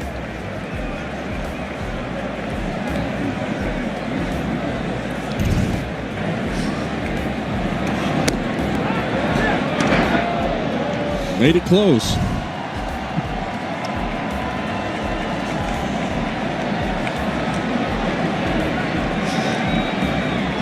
Runner goes. Pitch a ball. Throws second late. Swanson's got his 19th steal. Again, he's never had a 2020 campaign. He's got a shot to get that this weekend. He's in scoring position. Nobody out. Well, again, good time to push it here with a double play candidate at the plate. It was a good jump. Not a bad throw, but the speed and the jump of Dansby the difference.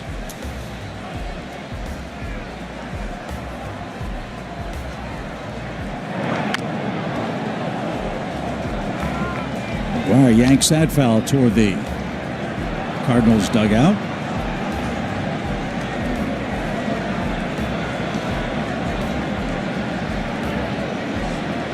His job, pull it to the right side.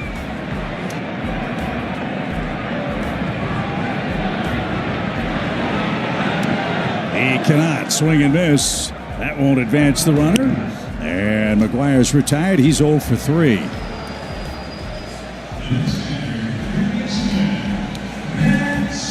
Here's Shaw. He's 0 for 2.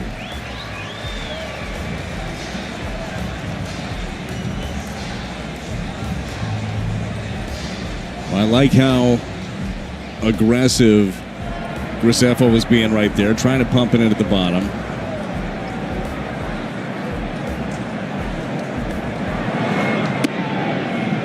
Shaw's a Massachusetts kid.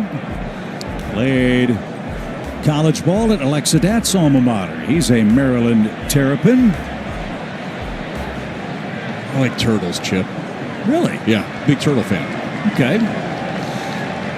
Didn't know that. That's into the left field corner. I'm not a fan of Terrapins right now. That's going to score Dansby Swanson. Shaw, big turnaround second. He's going to try for third. Throw is late. Shaw with a triple, his third of the year. And the Cubs cash in the leadoff walk. Well, 1-0 count. Shaw gets himself a slider Plaza Tire Service pitch track. It was down, but it was middle. Went down and got it, shot it down the line, and then he was off to the races. Long way to go there for Nootbaar. So the infield has to come in again. Cubs lead it 5-1. And a strike. Bush homered in the 5th inning. He's walked and lined out. He's had another good day out of the leadoff spot. Again, looking at this Cubs offense, it's a good lineup. But having this kind of thump leading off, you know, Brad, as a pitcher, you are on red alert for the very first pitch of the game. Oh, you are. And inevitably, it's going to happen at some point. He cracks one, especially in this ballpark, gets the crowd into it, gets them behind him. It's a good weapon. And then you have contact right behind him and then more power. 6 of the 9 Cubs have base hits in the game.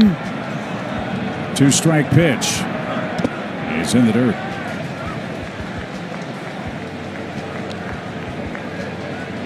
Cubs trying to clinch home field with the Padres. They'll be the first-round matchup.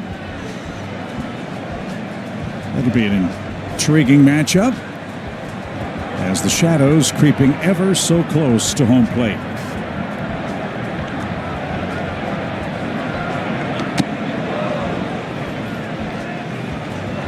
Still 1-2.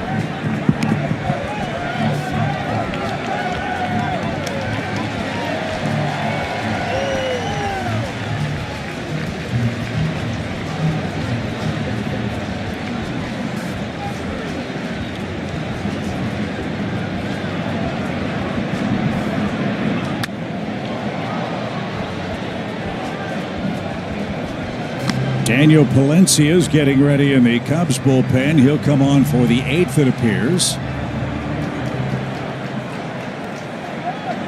Walk, strikeout, triple for the Cubs after the 7th inning stretch.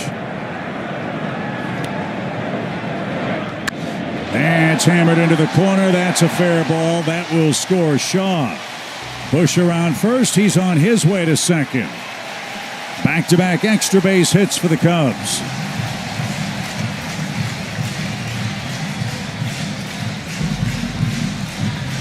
The Cubs are slugging away, partner, here in Game 1. They are. It's not going to get much easier. Nico Horner, 2-0 in the first inning, hit himself a home run.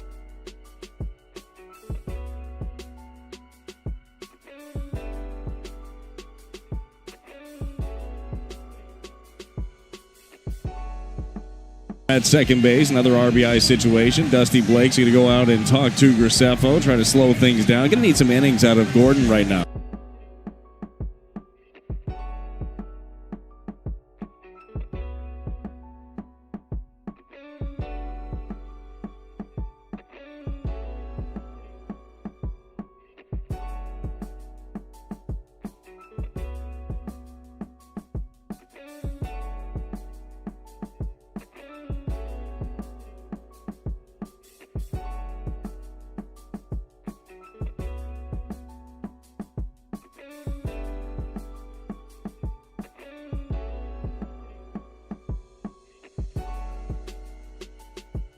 Have almost 100 more extra base hits than the Cardinals do. It's an enormous number. Obviously, they had some pitching issues early with all of the injuries, but their offense had been able to sustain them.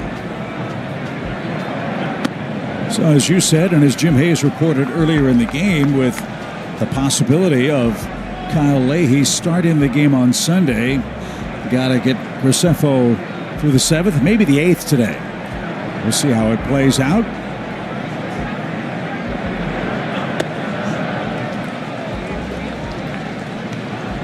But he's facing a tough man to strike out in Nico Horner, who got the scoring started in the first inning off Miles Michaelis, the first of 3 homers Miles allowed today, his final start of the year.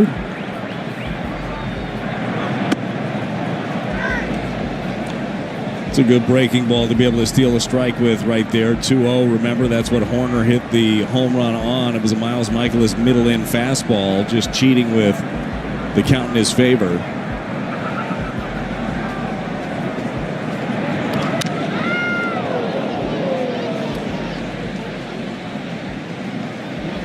Well, that one seemed to catch Pedro square. Chris Conroy, Cardinals trainer, looking on, giving him a minute.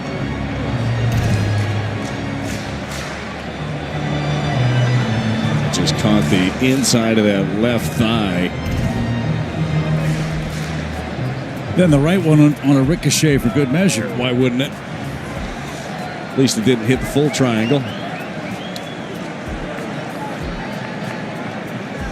2 balls, 2 strikes. Ironically enough, the pitch.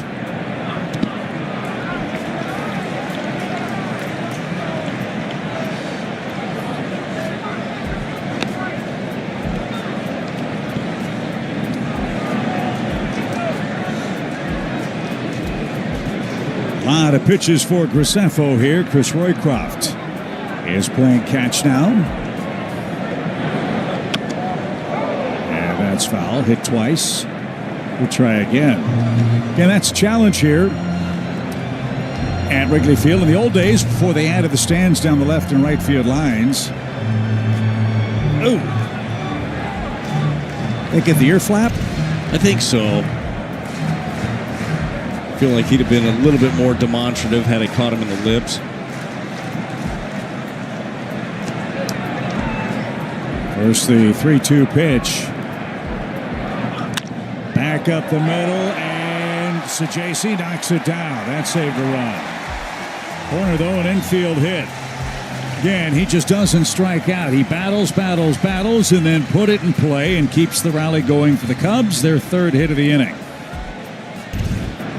Well, this is a really nice job there by Sajasi. Graceffo thought about using that bare hand on it, pulled back right at the last second.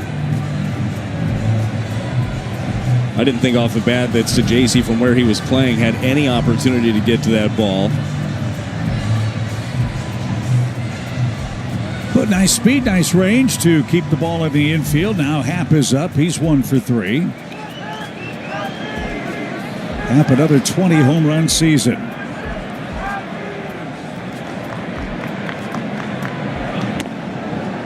Mentioned the renovations at Wrigley Field, the dugouts, the clubhouses, and all that. They've shoehorned a ton of seats down both the left and right field lines here. So much so that there's maybe an inch, it seems, of foul territory from the point where the stands jut toward the field of play, left and right. And a whole lot of bleachers as well in left and right field for the big scoreboards here. The manual scoreboard still in existence. Ball and a strike. But I think they've done a great job of keeping the old feel with all the modern touches that fans come to expect when they come to a big league ballpark. It's a very comfortable place, for sure. Now, just like any old ballpark, you might be stuck sitting behind a pole. I was earlier this year. I remember seeing that. I'm sure that was on purpose. Swing and a miss. 1 ball, 2 strikes.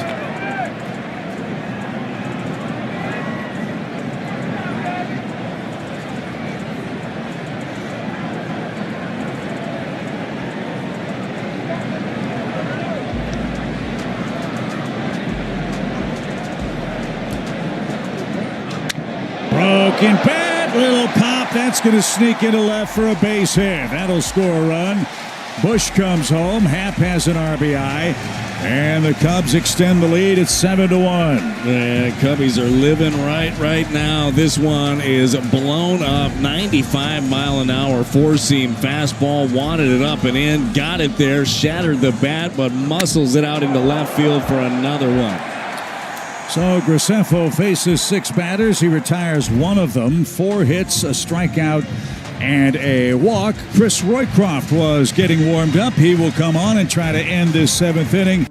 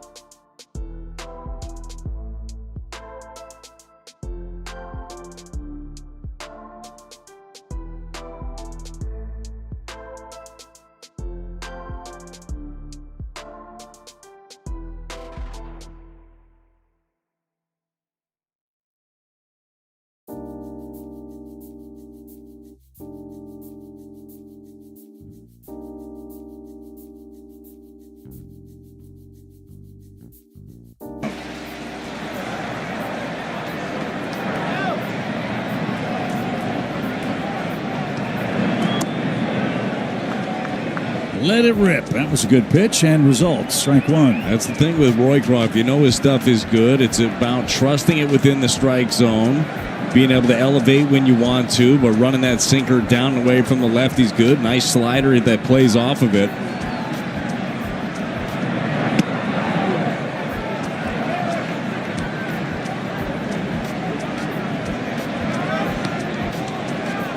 And Tucker back first time in a couple of weeks. Rehabilitating a left calf. Big weekend for him. Prove he's healthy and ready for the postseason. It should start Tuesday.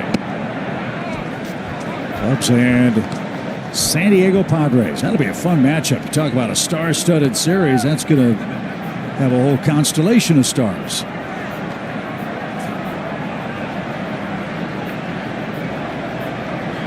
Two balls and a strike.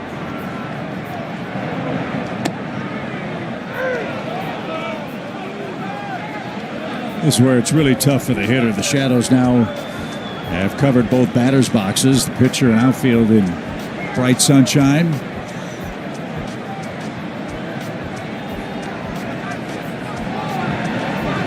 Two balls, two strikes.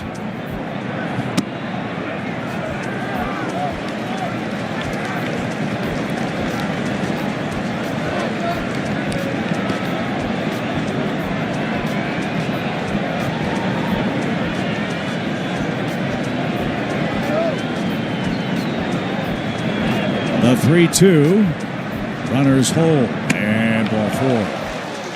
That'll load him up. Second walk of the inning.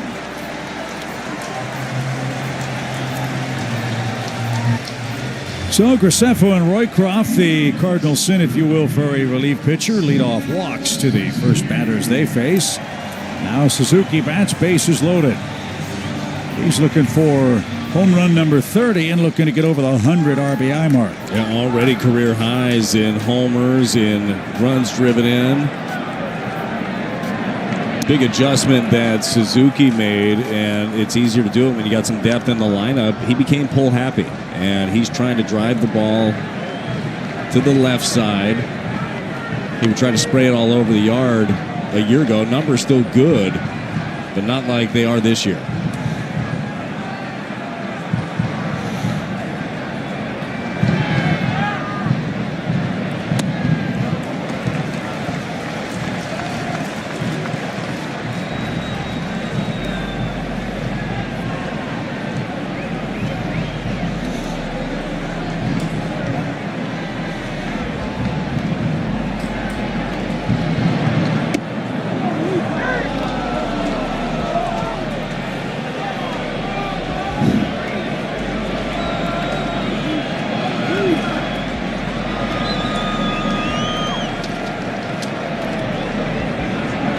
Two and one for Suzuki. Swing and a drive.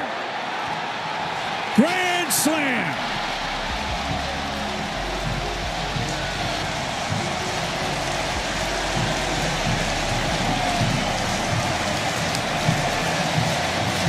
You want to get to 30 and 100 with one swing? That's exactly how you do it. Wow. Now, we told you Suzuki has been doing his damage to the pull side. He did it again there. Roycroft fell behind. 2-1 count. Got a fastball that he drove. Pretty impressive season again for Seiya Suzuki. To close the book on Graceffo, 5 runs in a third of an inning. Roycroft, a walk and a homer. The Cubs have hit 4 bombs today. Now Pete Crow Armstrong, who's gone deep, is the 9th man to hit in the 7th.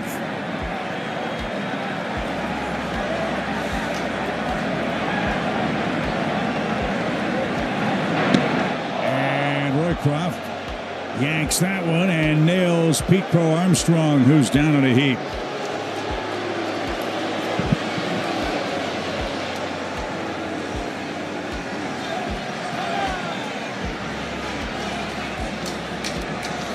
And it's a challenging time for the hitters. They can't see spin right now, and this one got Crow Armstrong on the knee. Well, Chris Roycroft just yanked a cutter. He's had a couple of those here, and Intention not to hit Pete Crow Armstrong, obviously, but damage is done.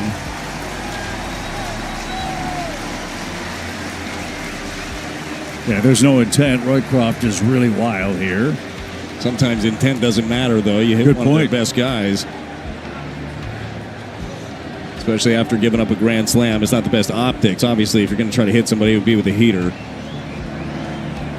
Well, you made the point earlier in the game. What's been unique about this series head-to-head between the Cubs and Cardinals, when Chicago wins, it has been just like today. Yeah, 4 of the 5 victories that they have been by 8 or more runs against the Cardinals, and certainly on pace here again.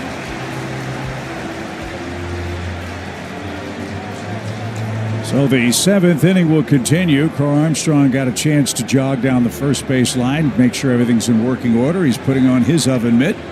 And you know what he's thinking about doing after getting plunked. Cardinals have thrown 43 pitches in the 7th inning. They've gotten 1 out. And Chicago has scored 7 times. Swanson got it started with a base on balls. That was against Graceffo.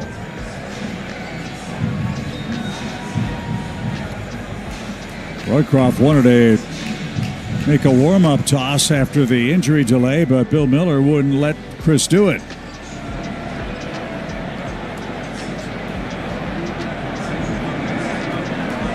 So here's Swanson.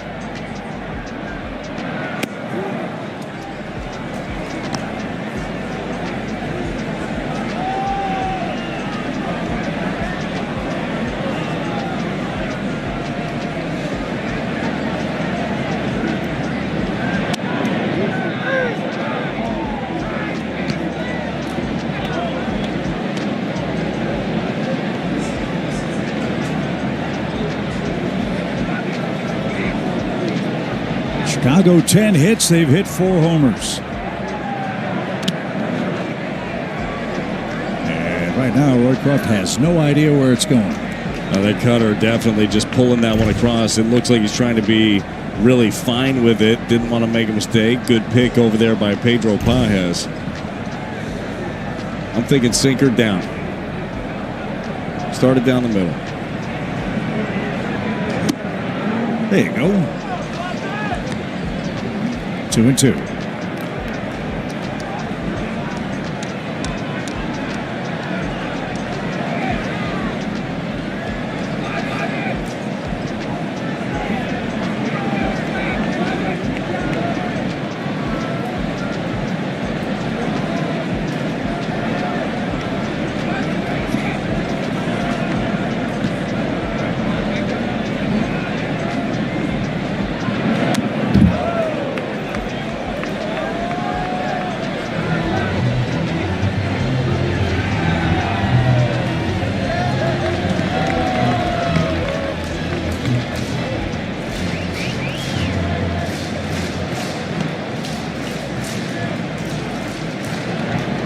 Barring a double play, McGuire would be next.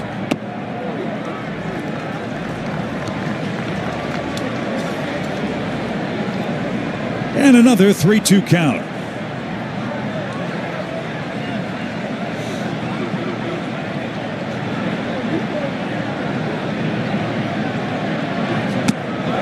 Got him for round number 2. Roycroft's first strikeout. McGuire is 0 for 3.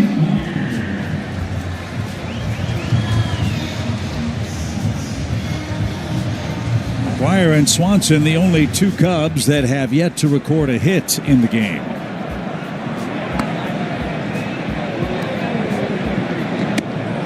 McGuire here with an opportunity to make the first and last out of the inning. Struck out on a curveball from Gordon Graceffo, the lone out that he was able to get.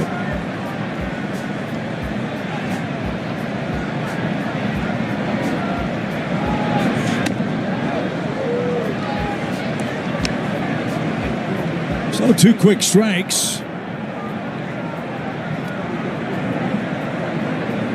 Cardinals have been out in the field a long time here in the 7th.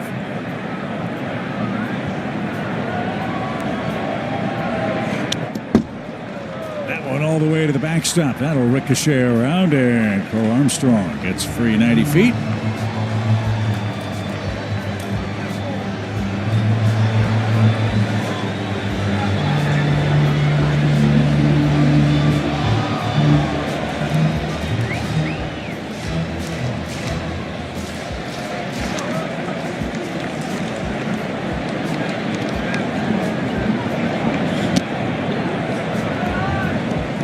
It's 2-2.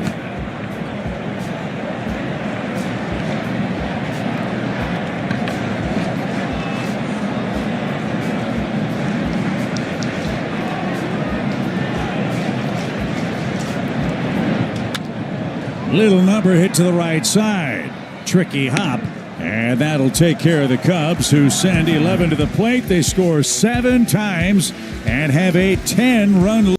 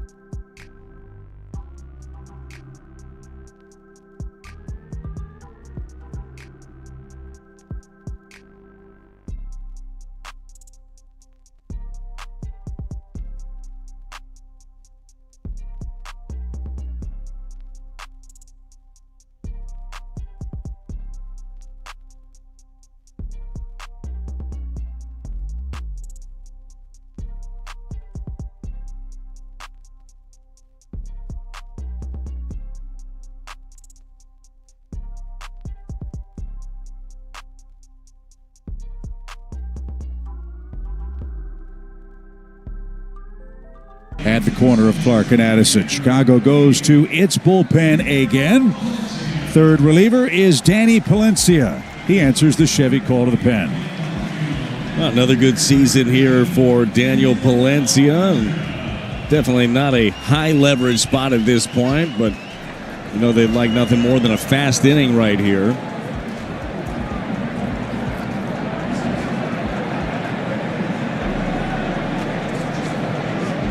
So the Cardinals go to the bench, and Jimmy Crooks grabs a bat. Ivan Herrera's day is done. He went 1 for 3.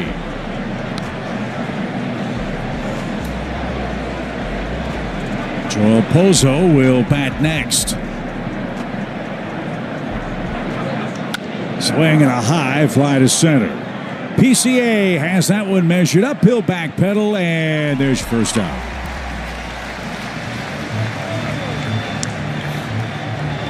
One of the memorable moments of this season was this guy's blast July 5th.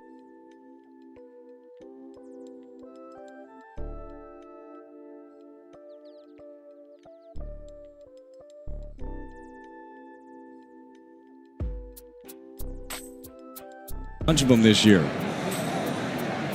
He's done a nice job off the bench for the Cardinals. See how he fares in the shadows in the 8th inning. 11-1, Cubs have the lead.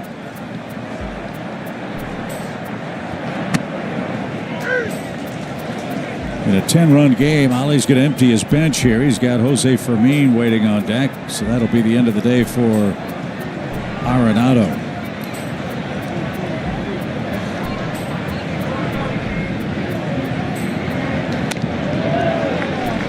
2 strikes.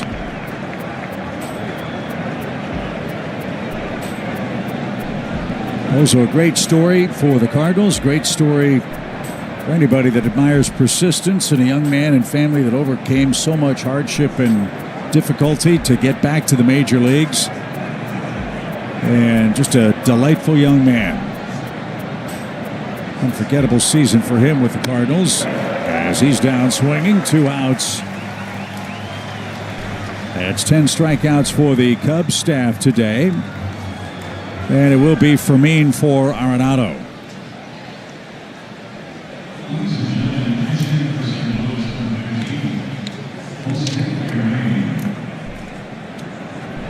Arenado's day ends with an 0 for 3 performance at the plate. He starts play at 3:09. There's an old saying in baseball, you don't really believe what you see in spring, and you try not to believe what you see in September. But if you look inside the numbers and under the hood of what Fermin has done, he is a much improved player. And I wonder, Brad, what plans the Cardinals have for him going forward. Yeah, another guy that has proven his versatility plays. You can bounce him all over the infield. He can play some outfield for you also. Takes competitive at-bats, has some speed. So it's another weapon for Ollie and his staff to be able to use moving forward. See JC in the corner of the screen. We talked about him earlier. A lot of the same attributes.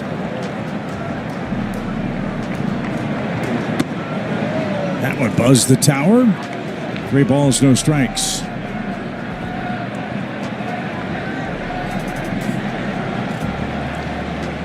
One run, 5 hits for the Cardinals today. The run came in the 7th.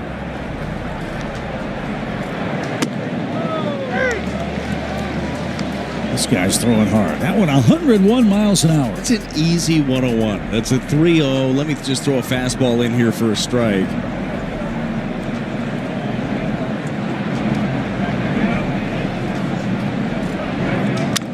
Broke his bat, popped it up, and Shaw at third is going to catch that. And the Cardinals go down quietly in the 8th inning in 1-2-3 fashion.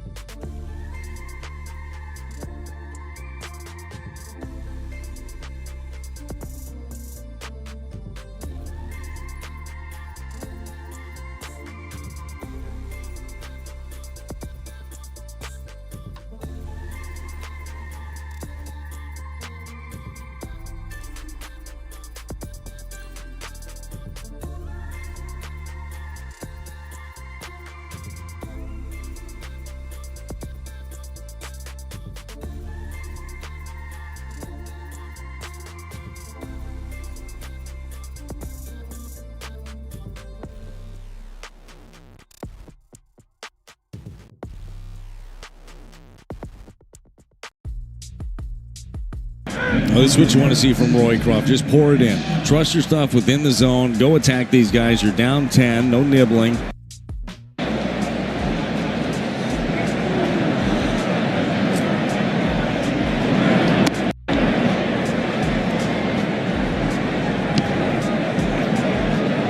Moises Ballesteros is waiting to bat next for Chicago.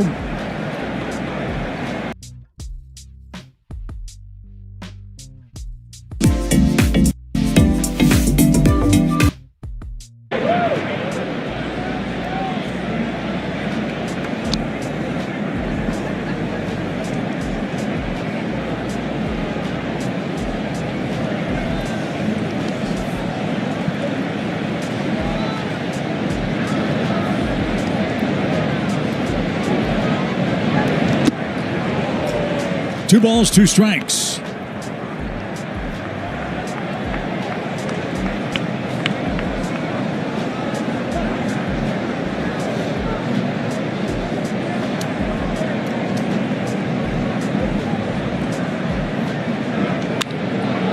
Popped him up.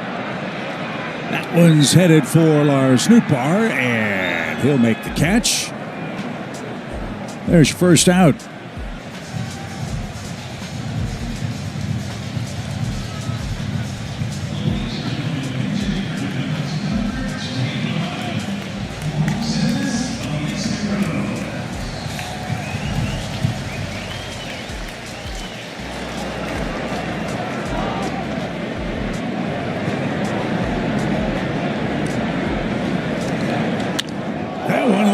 Up the middle, and it almost clipped Roycroft on the way by. That was scary. Whew.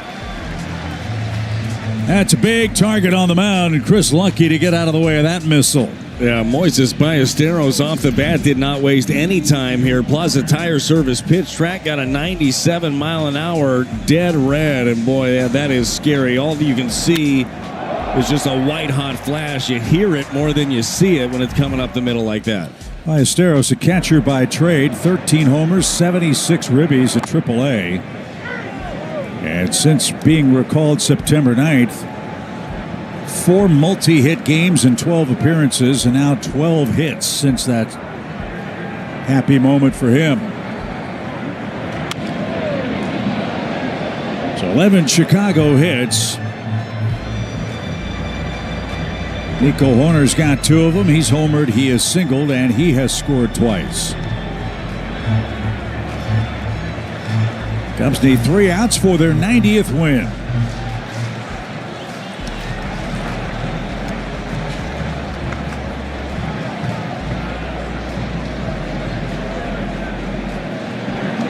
I think their matchup with the Padres will be a fascinating one in that, all about the Padres' big names. And with Ariz and Tatis and Manny Machado and the excellent San Diego bullpen, this Cubs team has shown offensively they can go toe-to-toe with anybody. Tap toward third. Gorman moved over there and unloads quickly. Pozo with the stretch. Runner to second, 2 outs. And they're scouting out the Cubs here as well. Appreciate the effort right there. I like that. Look, they're dug in. They're Padres fans. Yeah. Come to a Cubs game. Generally, you don't wear a random assortment, but they love what they love. Kevin Alcantara took over for Ian Happ in left. This is his 10th at bat. And he lines a shot to the gap in right center. That is going to score Ballesteros. It's 12-1.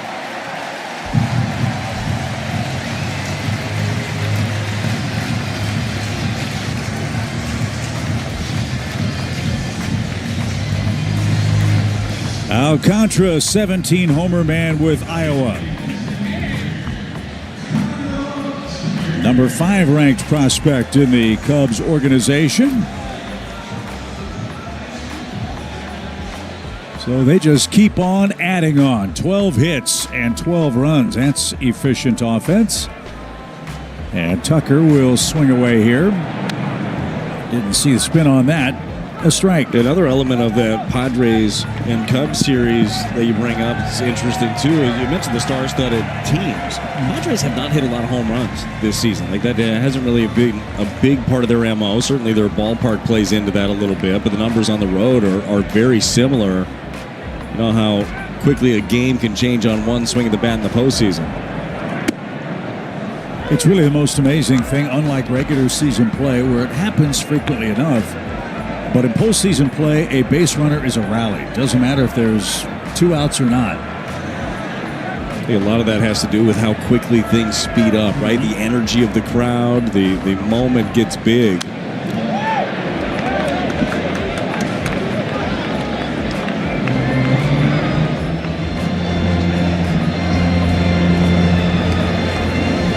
Pitch number 39 coming up for Roycroft.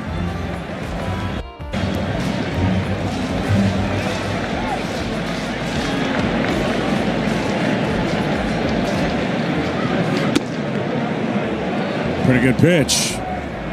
But Chris has been wild. He's not going to get the benefit of that one. Yeah, totally agree. Look, that is probably a strike, but when you've been around the zone more than you've been in, it's tough to get it. We'll see if he can do it again. If he does, he'll get it.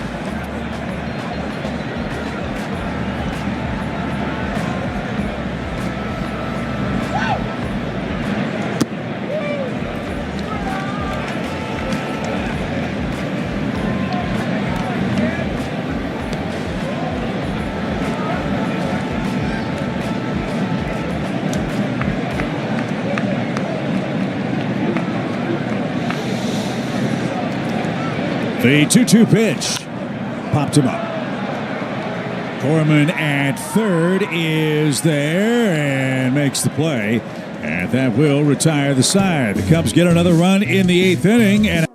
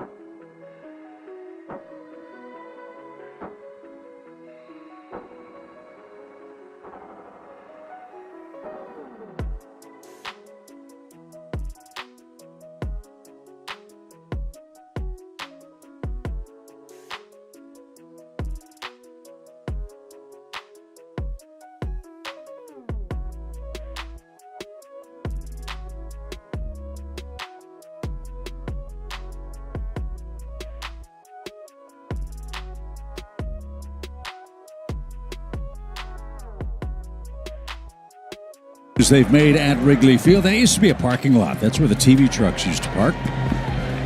Yeah, they've done so much around this ballpark. As you take a look at your Chevy call to the bullpen, Brad Keller.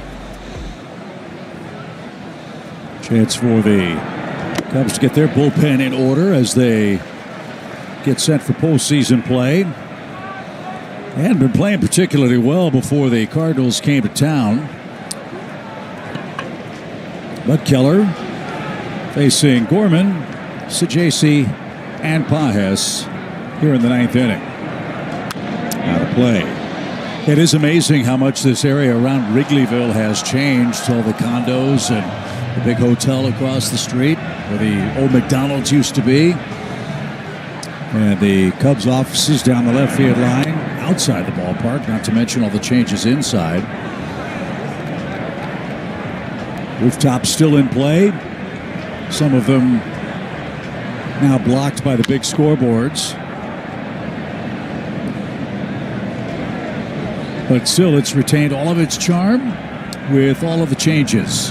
And they'll have, hopefully, their fan base a nice playoff run this year. Well, that's the goal, too, right? When you have a historic ballpark like this, you have to keep that. Like, that has to be part of it. But you got to have all the modern amenities that people have grown to know and love. 97, too hot to handle for Gorman, who finishes his day 2 for 4. He's the lone Cardinal to score today. And Thomas Ajacey is next. Thomas 1 for 3. He's hit 11 of his last 12 games. He'll take a 4-game hit streak into tomorrow's action. Michael McGreevy will try to restore some order for St. Louis, his season swan song.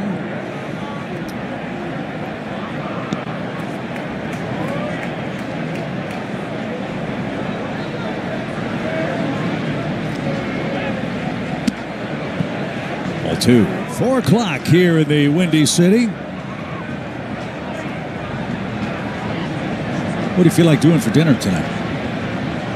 Oh, have you done any deep dish pizza yet? No. Style? Be good. Haven't done that yet. I know seafood's out, so I mean, you can have it. That's that's on you if you'd like to. You a stone crab guy? Love them. They're good. That steak at those places, I'll be fine. Well, you pick. You pick. 3 balls and a strike.